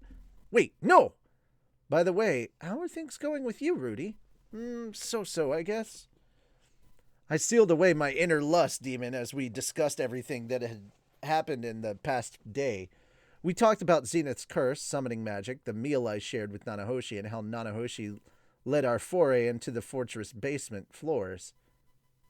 You sure are awfully nice to Nanahoshi, Sylphie grumbled after... Sylphie grumbled after I finished. I guess eating with another girl and hanging out with her really is a no-go after all. That said, Zenobe and Cliff were present both times, so it wasn't as if I were alone with Nanahoshi, but I did go out of my way to make that meal for her. Crap, I have to do something to fix Sylphie's mood. I had to let her know that my love for her far exceeded the friendship I shared with Nanahoshi. Miss Sylphiette? Yes? May I hold you in my arms?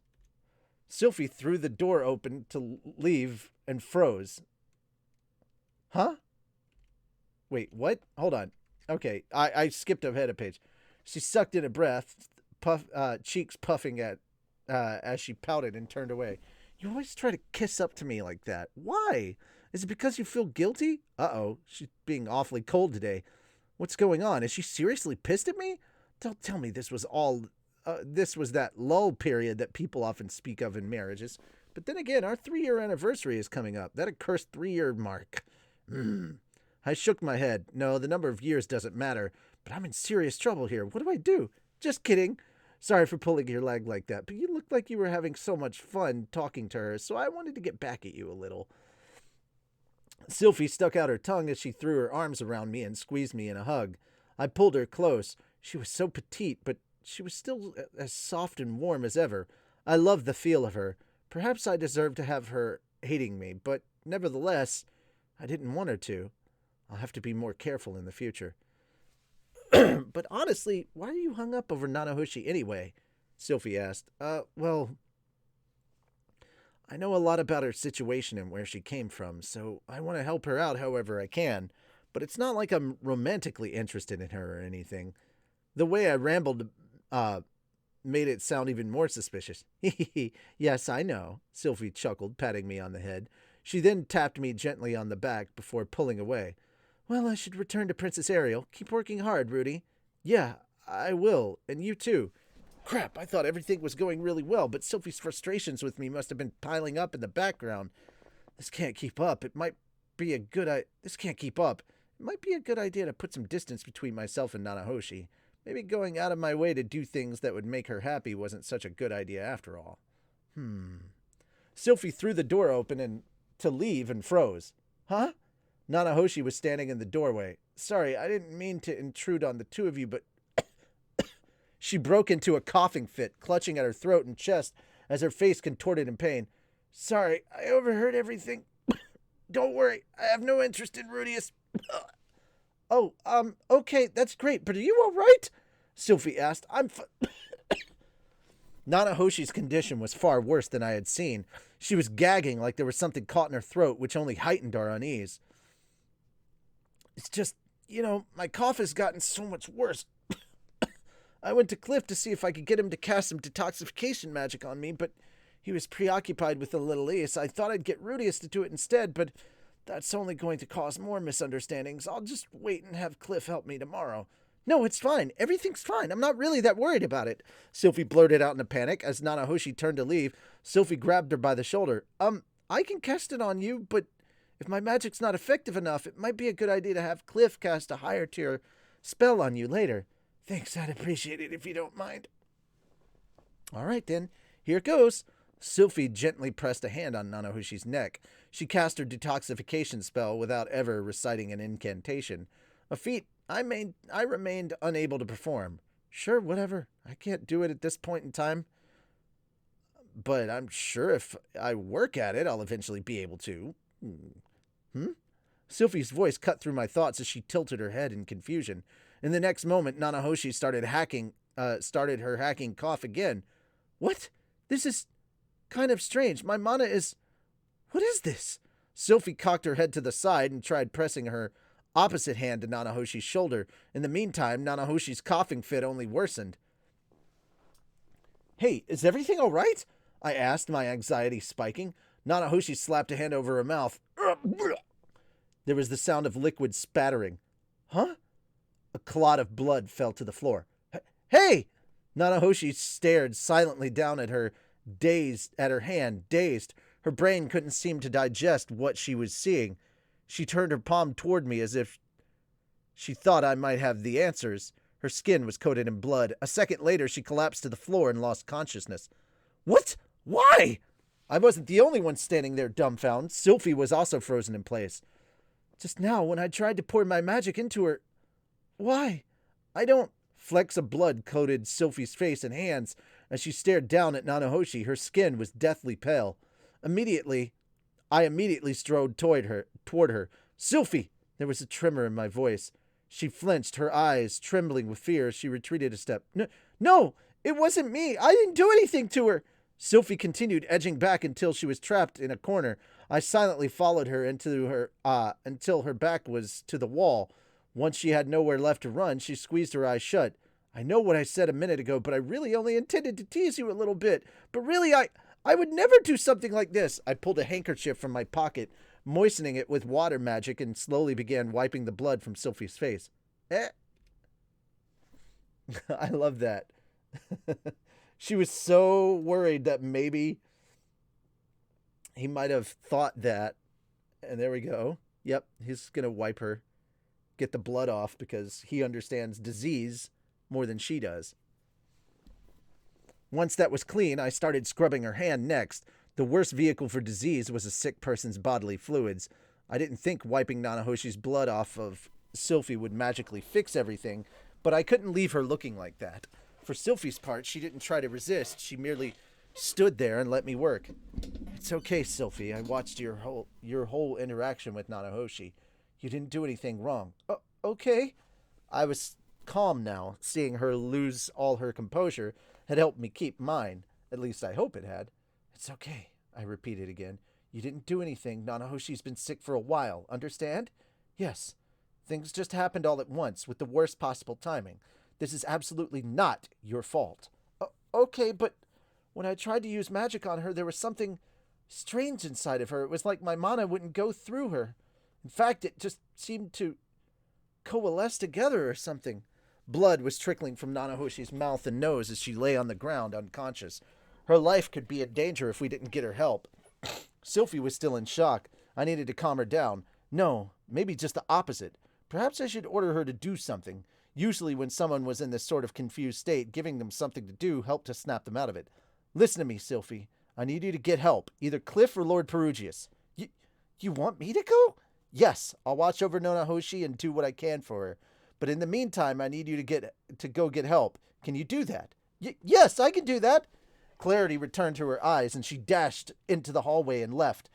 Sylphie had faced carnage several times before, but that hadn't prepared her for having an acquaintance throw up blood out of nowhere. Even she was caught unprepared. Worse yet, it all happened right after Sylphie touched Nanahoshi. I knew my wife wasn't the type to hurt someone, but no matter how jealous she was, that said, sometimes she could be compulsive and... Nope, not possible. All right, I said, throwing those thoughts out the window as I turned to face Nanahoshi.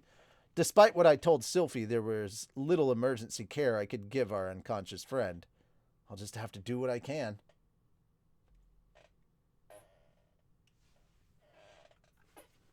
That hasn't been mentioned yet. It's an easy get. I mean, it's possible. 3 days had passed since Nanahoshi collapsed. She had yet to regain consciousness, and we still didn't know what caused her to throw up blood. Aramanfi instantly appeared after Sylphie left to get help. He looked Nanahoshi over and carried her straight to the sickbay. In the meantime, I gathered everyone to explain the situation. I told them that Nanahoshi's condition had worsened and that Sylphie tried to cast detoxification magic on her. She spat blood and collapsed. I also told them she was being treated in the sickbay. All of it had happened so fast, and that was pretty much all I knew. They were all taken aback, but at least they understood what was happening. At the moment, Yuruzu... Oh, by the way, this is chapter 4, Lament. So we're on the final chapter. I need to check something real quick. 1, 2, 3, 4, 5, 6, 7, 8, 9, 10, 11, 12, 13, 14, 15, 16. Okay, this is a much easier chapter, so that won't be as bad. Cool. It's only 16 pages, so we'll be done here. All right. At the moment, Yuzuru of Atonement was the one looking after Nanahoshi. Yuzuru possessed a special healing power that allowed her to transfer one person's stamina and health to another. Since this operated very differently from detoxification magic, it could be effective in treating illnesses that couldn't be cured through normal means. Supposedly, anyway. The only issue was that Yuzuru couldn't do it on her own. She needed someone's cooperation to perform her magic. Sylphie immediately volunteered. Yuzuru had her lie beside Nanahoshi and began working her magic. Nanahoshi's face was contorted in anguish through the process, and her coughing fits were ceaseless even as she remained unconscious. Karawante, how is she? Karawante, how is she? Perugius glanced at Nanahoshi once before ordering one of his subordinates to inspect her. The man at his command was Karawante of Insight, whose ability allowed him to peer through the unknown to identify a person's secrets. This also meant he could analyze a person's condition if they were unwell, almost like an X-ray vision. He looked at Nanahoshi, or maybe through her, and shook his head. It's not something Yuzuru can cure with her powers. Then search the archives, said Perugius, as you command. With that, his subordinate began to search for information on this illness and how to cure it. Karawante was going to compare the symptoms he'd observed in Nanahoshi with the literature they kept in the fortress. I offered to help, but Perugius flatly turned me down. He had no intention of letting an outsider into his archives. In the interim, Yuzuru continued her treatment, and Sylphie remained in the sickbay. I was left with nothing to keep me preoccupied. Of course, I didn't spend the next 3 days doing absolutely nothing. I returned home and updated Roxy on our situation, letting her know that Nanahoshi had collapsed and Sylphie was helping to treat her. Thus, I said we would be a bit delayed in returning home. After hearing that, Roxy immediately took action. She contacted the university and requested time off, then explained everything to our family in my stead. She also promised to take care of everyone while we were gone. She was far more calm and collected than I was. No doubt she was used to these sorts of situations. In the end, I didn't actually do anything. Roxy did it all in my stead. All I did was remind Aisha and Norn once again that we would be late coming back. Then I grabbed an extra change of clothes and hightailed it back to the floating fortress. Not that there was anything I could do when I got back except pray that Nanahoshi could come out of this safely. I wonder if she'll recover? Like me, Cliff had nothing to do other than twiddle his thumbs. The castle had a chapel, and that was where Cliff went to offer his fervent prayers. Let thy will be done, Lord Millis, he said, hands clasped and eyes closed. I mean, yeah, later, Moon. Here's the thing, guys. It is kind of an easy guess. I'm going to go with Spider, just based on the things that we've known so far. Number one, Nanahoshi has no magic ability whatsoever. Like, it's like she does not exist in this world because everything in this world has mana and she doesn't. So, thinking about it logically, and I don't remember if it's actually mana poisoning or not, but thinking about it logically, if you put someone who has absolutely zero mana capability in this world, yeah, even corpses have mana apparently, but if you put someone in this world where everything has mana and that someone has no mana whatsoever, what kind of a shock to their system is that going to be? Their body would treat it like a foreign ailment, which I think is kind of what's happening. I honestly forgot what this is, but I think mana poisoning is kind of a good guess.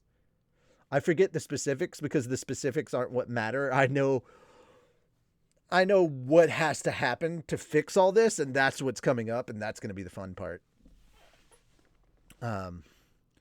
People of faith often prayed like this in times of trouble. As for me, I'd never believed in any sort of higher power. I only put faith into the people who had helped me in this world. And I knew that even if I prayed to Roxy or Sylphie, it wouldn't relieve the anxiety I felt. As the silence stretched on, I suddenly remembered a movie I'd seen long ago. It was a famous one about aliens taking over the world. Their scientific advancements allowed them to overpower mankind and wipe us out. But at the very end of the film, their machines all came to a screeching halt. They had no immunity to the common cold virus, and it decimated them all. Nanahoshi had teleported to this world. She wasn't reincarnated into it like I was. On top of that, she didn't age, and she couldn't use magic or magical implements. Perhaps it wasn't simply mana she lacked, but immunity to pathogens in this world as well. No, if that were the case, she should have fallen ill much sooner. It's been 8 years since the displacement incident. That was a long time for her to go unaffected. My lips thinned. Is she actually going to die? 1 sec, I'm pouring some. It's no capability. It's no capability is putting it lightly. Oops. No cap. Ah, gotcha.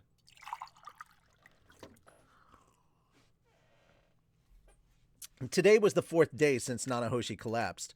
We were all called into a room with a round table. Perugius and all of his familiars were present, except for Yuzuru of Atonement. They stood behind their lord as he took his seat in an extravagant chair.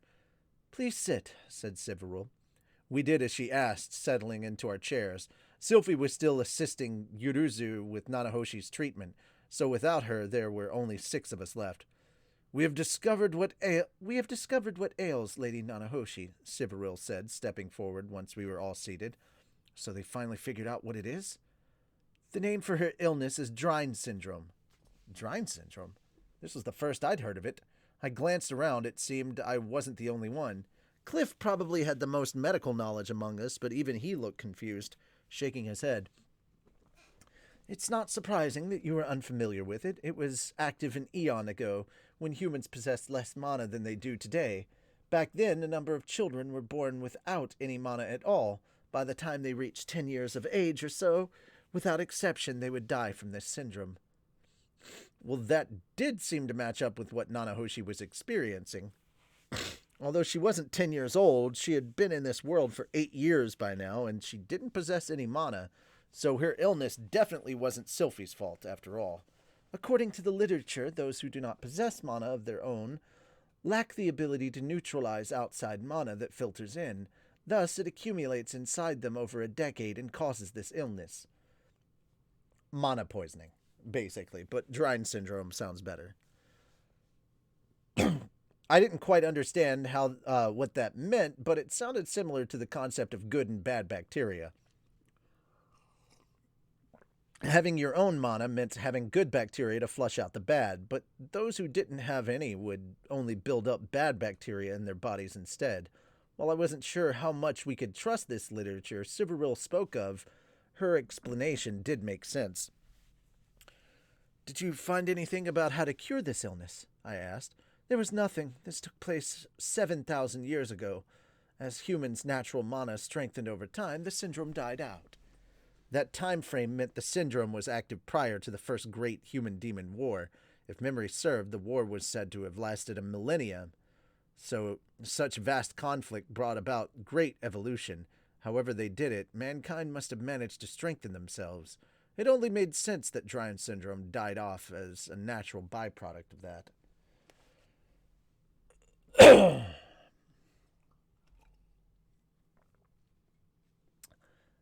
Nonetheless, 7,000 years was a long time. It wasn't surprising they had little literature left on the topic. It was a miracle that we'd managed to find out the name of what plagued Nanahoshi. "So what do we do?" I asked. "Freeze her in time." It wasn't Sivaril who responded to me this time, but freeze her in time. It wasn't Sivaril who responded to me this time, but rather Perugius, whose imposing form sat rigidly in his luxury chair. "Scarecode of Time can use his power to free Nanahoshi's clock." A man stepped forward as Perugius spoke. He wore a mask that protruded at the mouth It somewhat resembled the puckered lips of a Hyotoko mask. No, maybe more like a gas mask. So he's Scarecoat of time, huh? I was pretty sure this ability was to freeze the time of anyone he touched. It would stop his time as well, but at least if he used it on Nanahoshi, it would keep her from dying or getting any worse. All right, what do we do after that? We contact people on the surface and look for a way to cure it. Okay, that was one way to do it. With Perugia's reputation, surely there weren't many who could turn us away. Although I have no idea how many people out there will want to try to save her, Perugius has added. Can't you use your influence to help her? I asked. Nanahoshi and I are merely bound by contract. I won't put myself in debt to other people to help her. That sounds awfully cold. That said, I knew nothing about their relationship, so I wasn't about to stick my nose where it didn't belong. Don't misunderstand me. You are my guest, so I will do what I can to help. However, my entire life's purpose is to seek out Lapis and vanquish him. What aid I can offer only extends so far. I cannot assist her at the cost of my own objective. So basically, since we're watching over Lapis, since watching over Lapis was his job, he wouldn't put in extra effort for her, into helping her. If he requested help from someone else, that would put him in their debt, which he would eventually have to repay. It would be an especially heavy debt considering we needed a cure for a syndrome that hadn't existed for 1,000 years. There was no telling what kind of price would be extracted for a favor like that. Perugius had no obligation to someone like Nanahoshi. No, in fact, he'd already done more than he was duty-bound to do. He treated her condition and was keeping her alive. That was why he was making this declaration, saying he wouldn't do any more than he already had. If one of us wanted to save her, we were welcome to do so. I didn't think there was anything wrong with that. You're just planning to abandon Nanahoshi, then? Cliff interrupted, springing to his feet. I never said I would abandon her. Liar! You have this incredible castle and all these exceptional familiars at your disposal. If anyone can search for a cure, you should be able to. Perugius's brow twitched. Having the ability to do something does not mean one is obligated to do it. Enough of your games, Cliff snarled. It's the duty of those with power to help those in need. Humph. Don't push Millis's annoying religious drivel onto me. What did you say? I knew Cliff was merely speaking out of anger. He was a believer in Millis, which resembled Christianity from my previous world. Perhaps one of Millis's teachings was that people should extend a hand of mercy to those lambs in need of succor. I thought it was a mistake to say that to Perugius, though. He was operating on his own sense of morality. For the past 400 years, he had been working toward one objective. He was interested in Nanahoshi's research on summoning from other worlds, but that did not take priority over Lapis. It was mostly a way for him to kill time. What you're saying is tantamount to abandoning Nanahoshi. If you're going to help her, you should commit to doing it right. Cliff, enough! And Linelise bellowed at him after he kicked his chair. She seized him by the shoulders and held him tight so he couldn't move. I know how you feel, but hold it in. He drew his lips taut. I don't want to lose you over something like this, she continued. Around the room, all 11 of Perugia's familiars were poised for battle. Perugius took one glance at Cliff, who was comparatively powerless, and his lips curled into a mocking smile. If you're so bothered over her condition, why don't you take action? Your god would say the same, would he not? When helping those in need, don't rely on others, I believe it was. Grrr. Cliff scowled as he slid back down into his chair, vexed by Perugius's words. Surely it wasn't his intention to jump down Perugius's throat.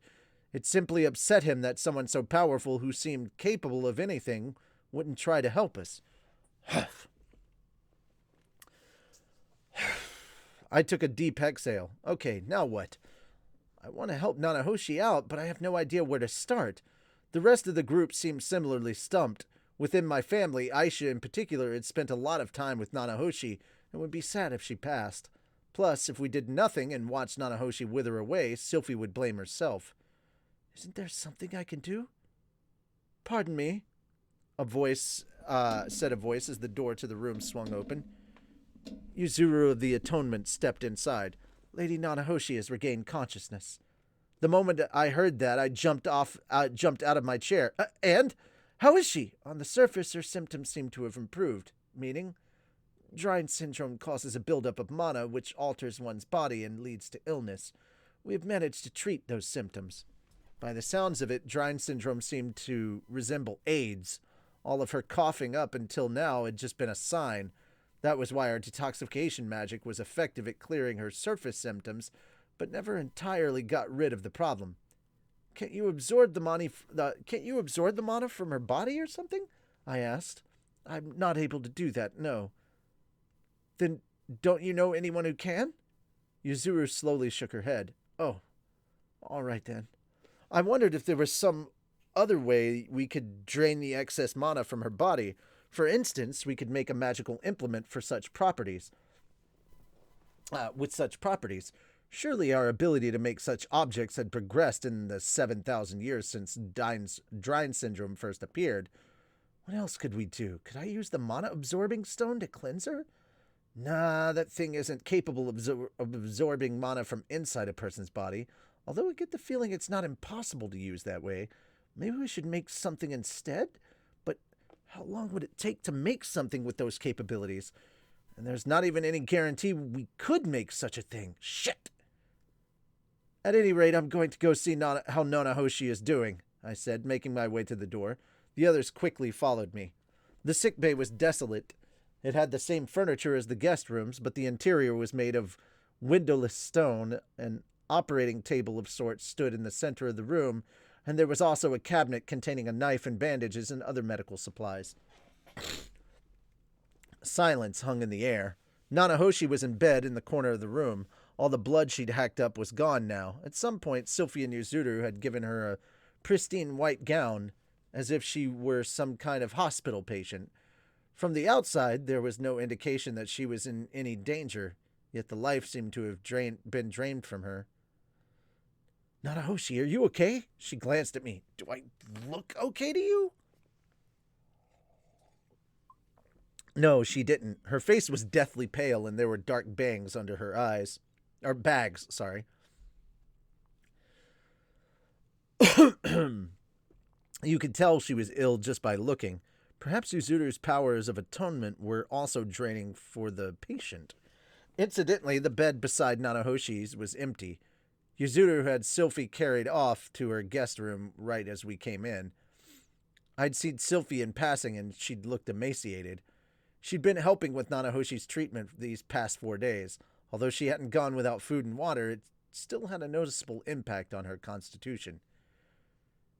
Yuzuru said they can't cure me. I know, I said as I sat beside her. It seemed like Miss Yuzuru hadn't hidden any of the details from Nanahoshi. Well, I'm sure you'll get better soon, though. We both know I won't. She turned her gaze to the wall and went quiet. Perhaps saying that had been a bit reckless of me. After a long, drawn-out silence, Ariel and the others tried talking to Nanahoshi. Some of them tried to comfort her, some encouraged her to keep her spirits up, and others promised she would be better soon. They were all just trying to brighten her mood, but unfortunately in times like this, sometimes that had the opposite effect.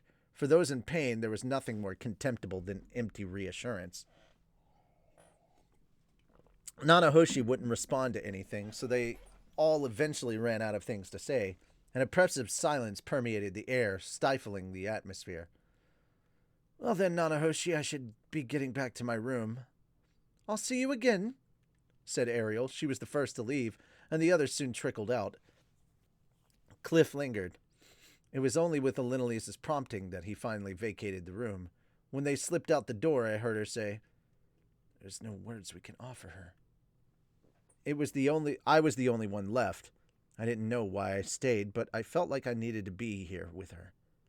That it would be dangerous to leave her alone right now. There was nothing I could say to her, though. Not when she was sick with an incredible illness. Anything I said would be pointless. Nanahoshi had to be filled with anxiety. Her research on summoning magic was headed in the right direction. She had once been she had once been stalled at the first stage, but she'd sailed past the second and third phase. Judging by what Perugia said, she already had all she needed to move on to the next step. I had no idea how close she was to the fifth phase of her research, but if things kept up the way they had been, she could probably go home in another year or two.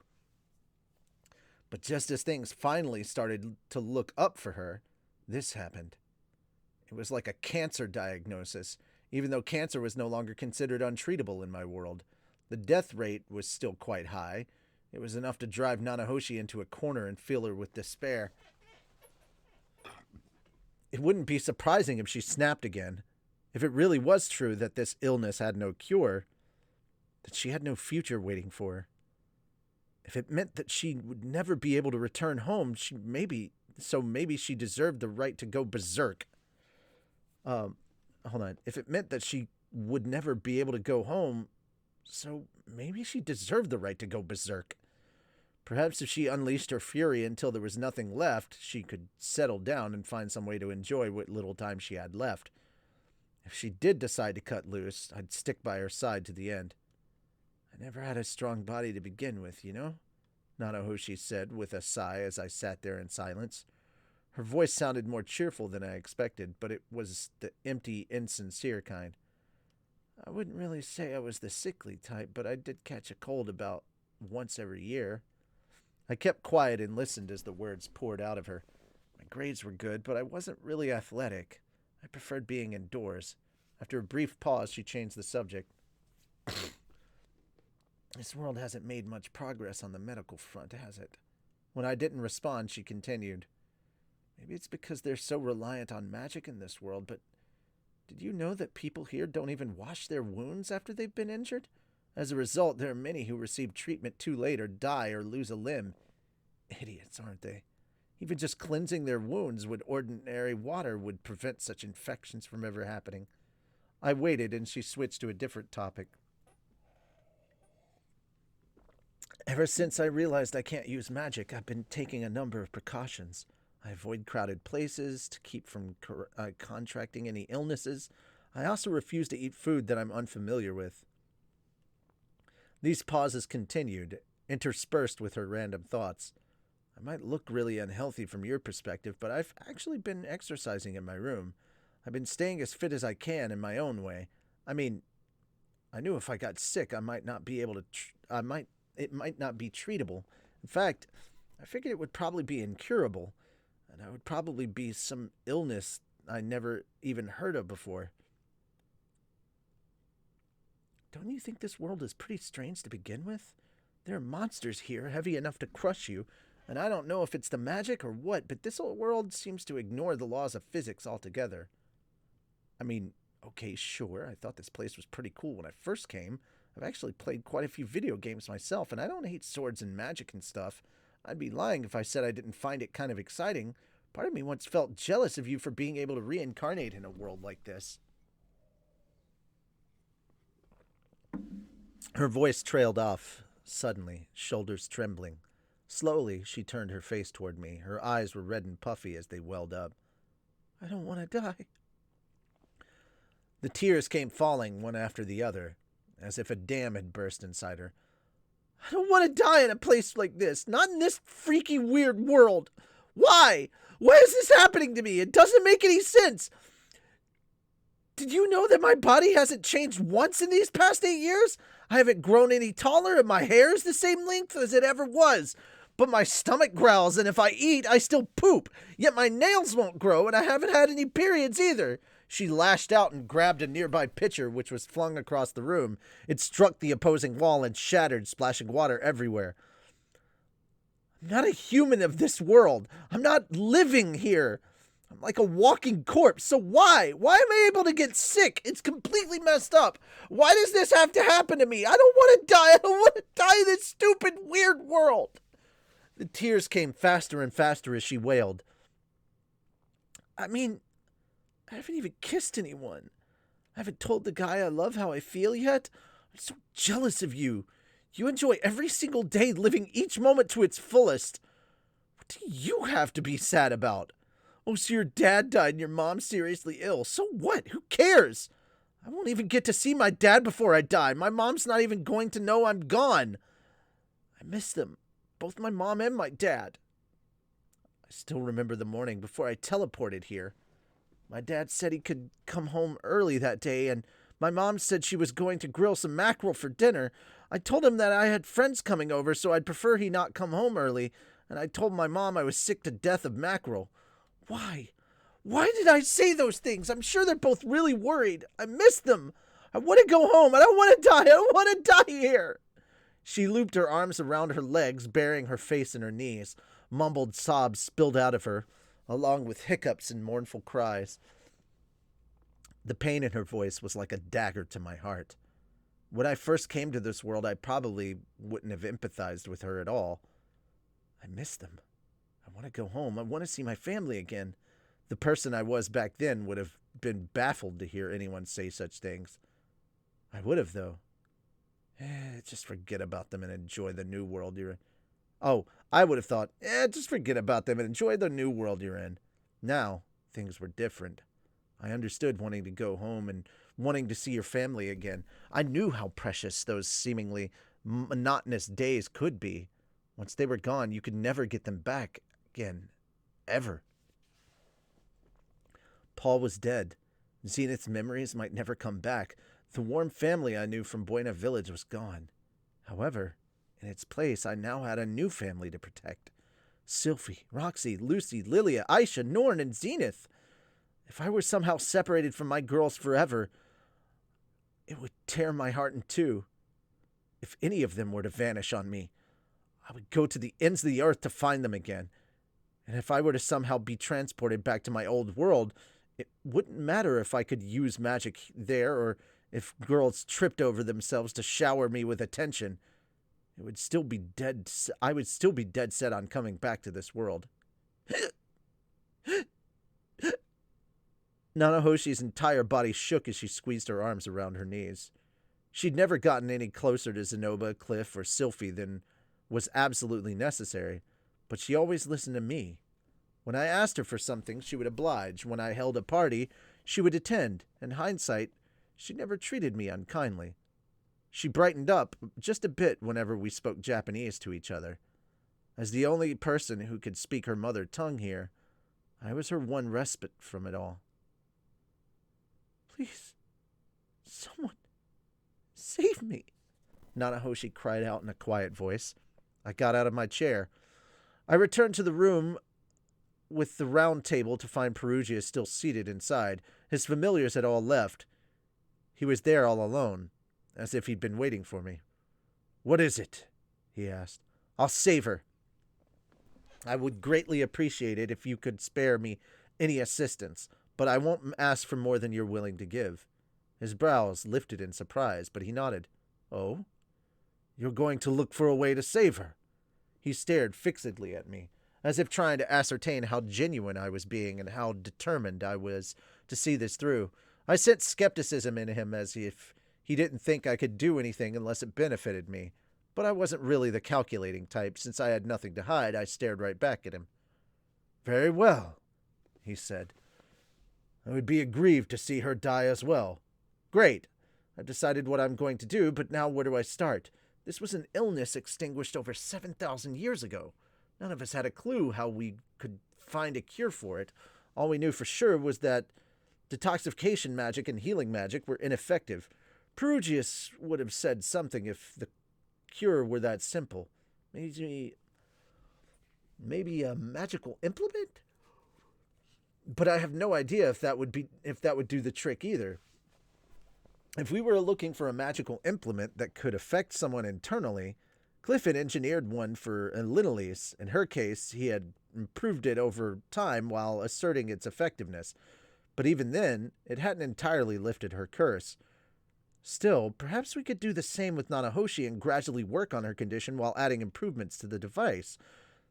That would, however, require us to monitor her constitution for changes over time, and Nanahoshi probably didn't have that much time left. She'd vomited blood during this flare-up. Yuzuru had cured the surface symptoms, but they would no doubt reappear soon. She might not live through the next flare-up. On top of that, With her body frozen in time, there was no opportunity for us to experiment. So we couldn't use a magical implement. Perhaps we could make one eventually, but right now, we needed something with immediate effects. Maybe someone knew of such a treatment, like the man god or Orsted. They were the most likely candidates in my mind, problem being I had no way of contacting the man god. With any luck, he might visit me in my dreams tonight and impart his advice, but our communication was entirely by his leisure. I had no way of reaching out. Plus, we didn't have the time to spare waiting around and hoping he might show up. Lord Perugius, is there any way for us to contact Dragon God Orsted? I asked. No, I do not know his current location. Even Orsted was beyond our reach. In any case, I doubt he would know a solution either. He only appeared in this world about 100 years ago. Wise though he may be, he would have no way of knowing about an illness from 7,000 years ago. Orsted was about 100 years old then, huh?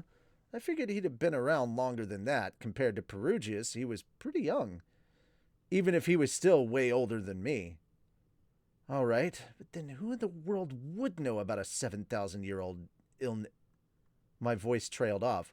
Wait, there is such a person. I just remembered.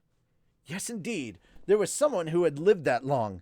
I didn't get the impression that they knew a lot about diseases and the like, but there was no harm in asking. Actually, I said, there is someone who comes to mind. Oh? That said, I had no idea how to find them. The last time we met was entirely by coincidence, and we parted ways not long after we ran into each other. I had little connection with them on top of having no way to contact them. Still, I had to do something. If I waited around here, nothing would change. Would it be possible for you to send me to the Demon Continent? The Demon Continent? And what do you plan to do there? Asked Perugius. I had only met this person once in the past. Roxy had apparently run into them as well, but it was anyone's guess as to where they were now. Nonetheless, I had known her name, for a long time now, having studied about her exploits when I lived in the Fatoa region. Our meeting was one I'd never forget. I'd like to track down the demon world's great emperor, Kishirika Kishiris. Kishirika. That was the name of the woman responsible for the first great human-demon war that happened 7,000 years ago. There we go! So, we're on the lookout for the tiny little crazy child that gives out demon eyes. That's what we get to do next week when we get Return to the Demon Continent in Chapter 5. That's going to be a lot of fun, guys. Can't wait for that to happen and for you guys to go through that with me. I'm really looking forward to it. Glad we got through these 3 chapters. That was the end. I know, I don't think we got any exercises to redeem, do we? No. Okay. Well, there we are. So I'm going to walk a bunch today, even though today is supposed to be my day off. How old is Batty? Well, okay, here's the thing. Batty Gaddy is only her fiance in this incarnation. And that was basically it. So just from this incarnation. So I don't know how old Batty is, but he's not exactly a spring chicken either. So yeah. So I won't be doing any exercises because the chapter's already over and any that get redeemed now would not even count to begin with. So I'll do some walking around this evening. I've got to get ready to record stuff to direct for Slime 9. So I'm glad we finished with enough time to spare. Guys, thank you so much. I really, really do appreciate it. But yeah, man, I really, really do appreciate you guys hanging in with me for this short period of time. And, well, actually, long period of time. We started at 3:30, and now it's around 3:30, and now it's almost 6. So 2.5 hours, not bad. My throat is feeling a little raw, so I'm glad to stop. But thank you guys so much, and I'll see you all later. Tomorrow for Slime, if you guys show up for that. So take care. and be well. Bye bye for now.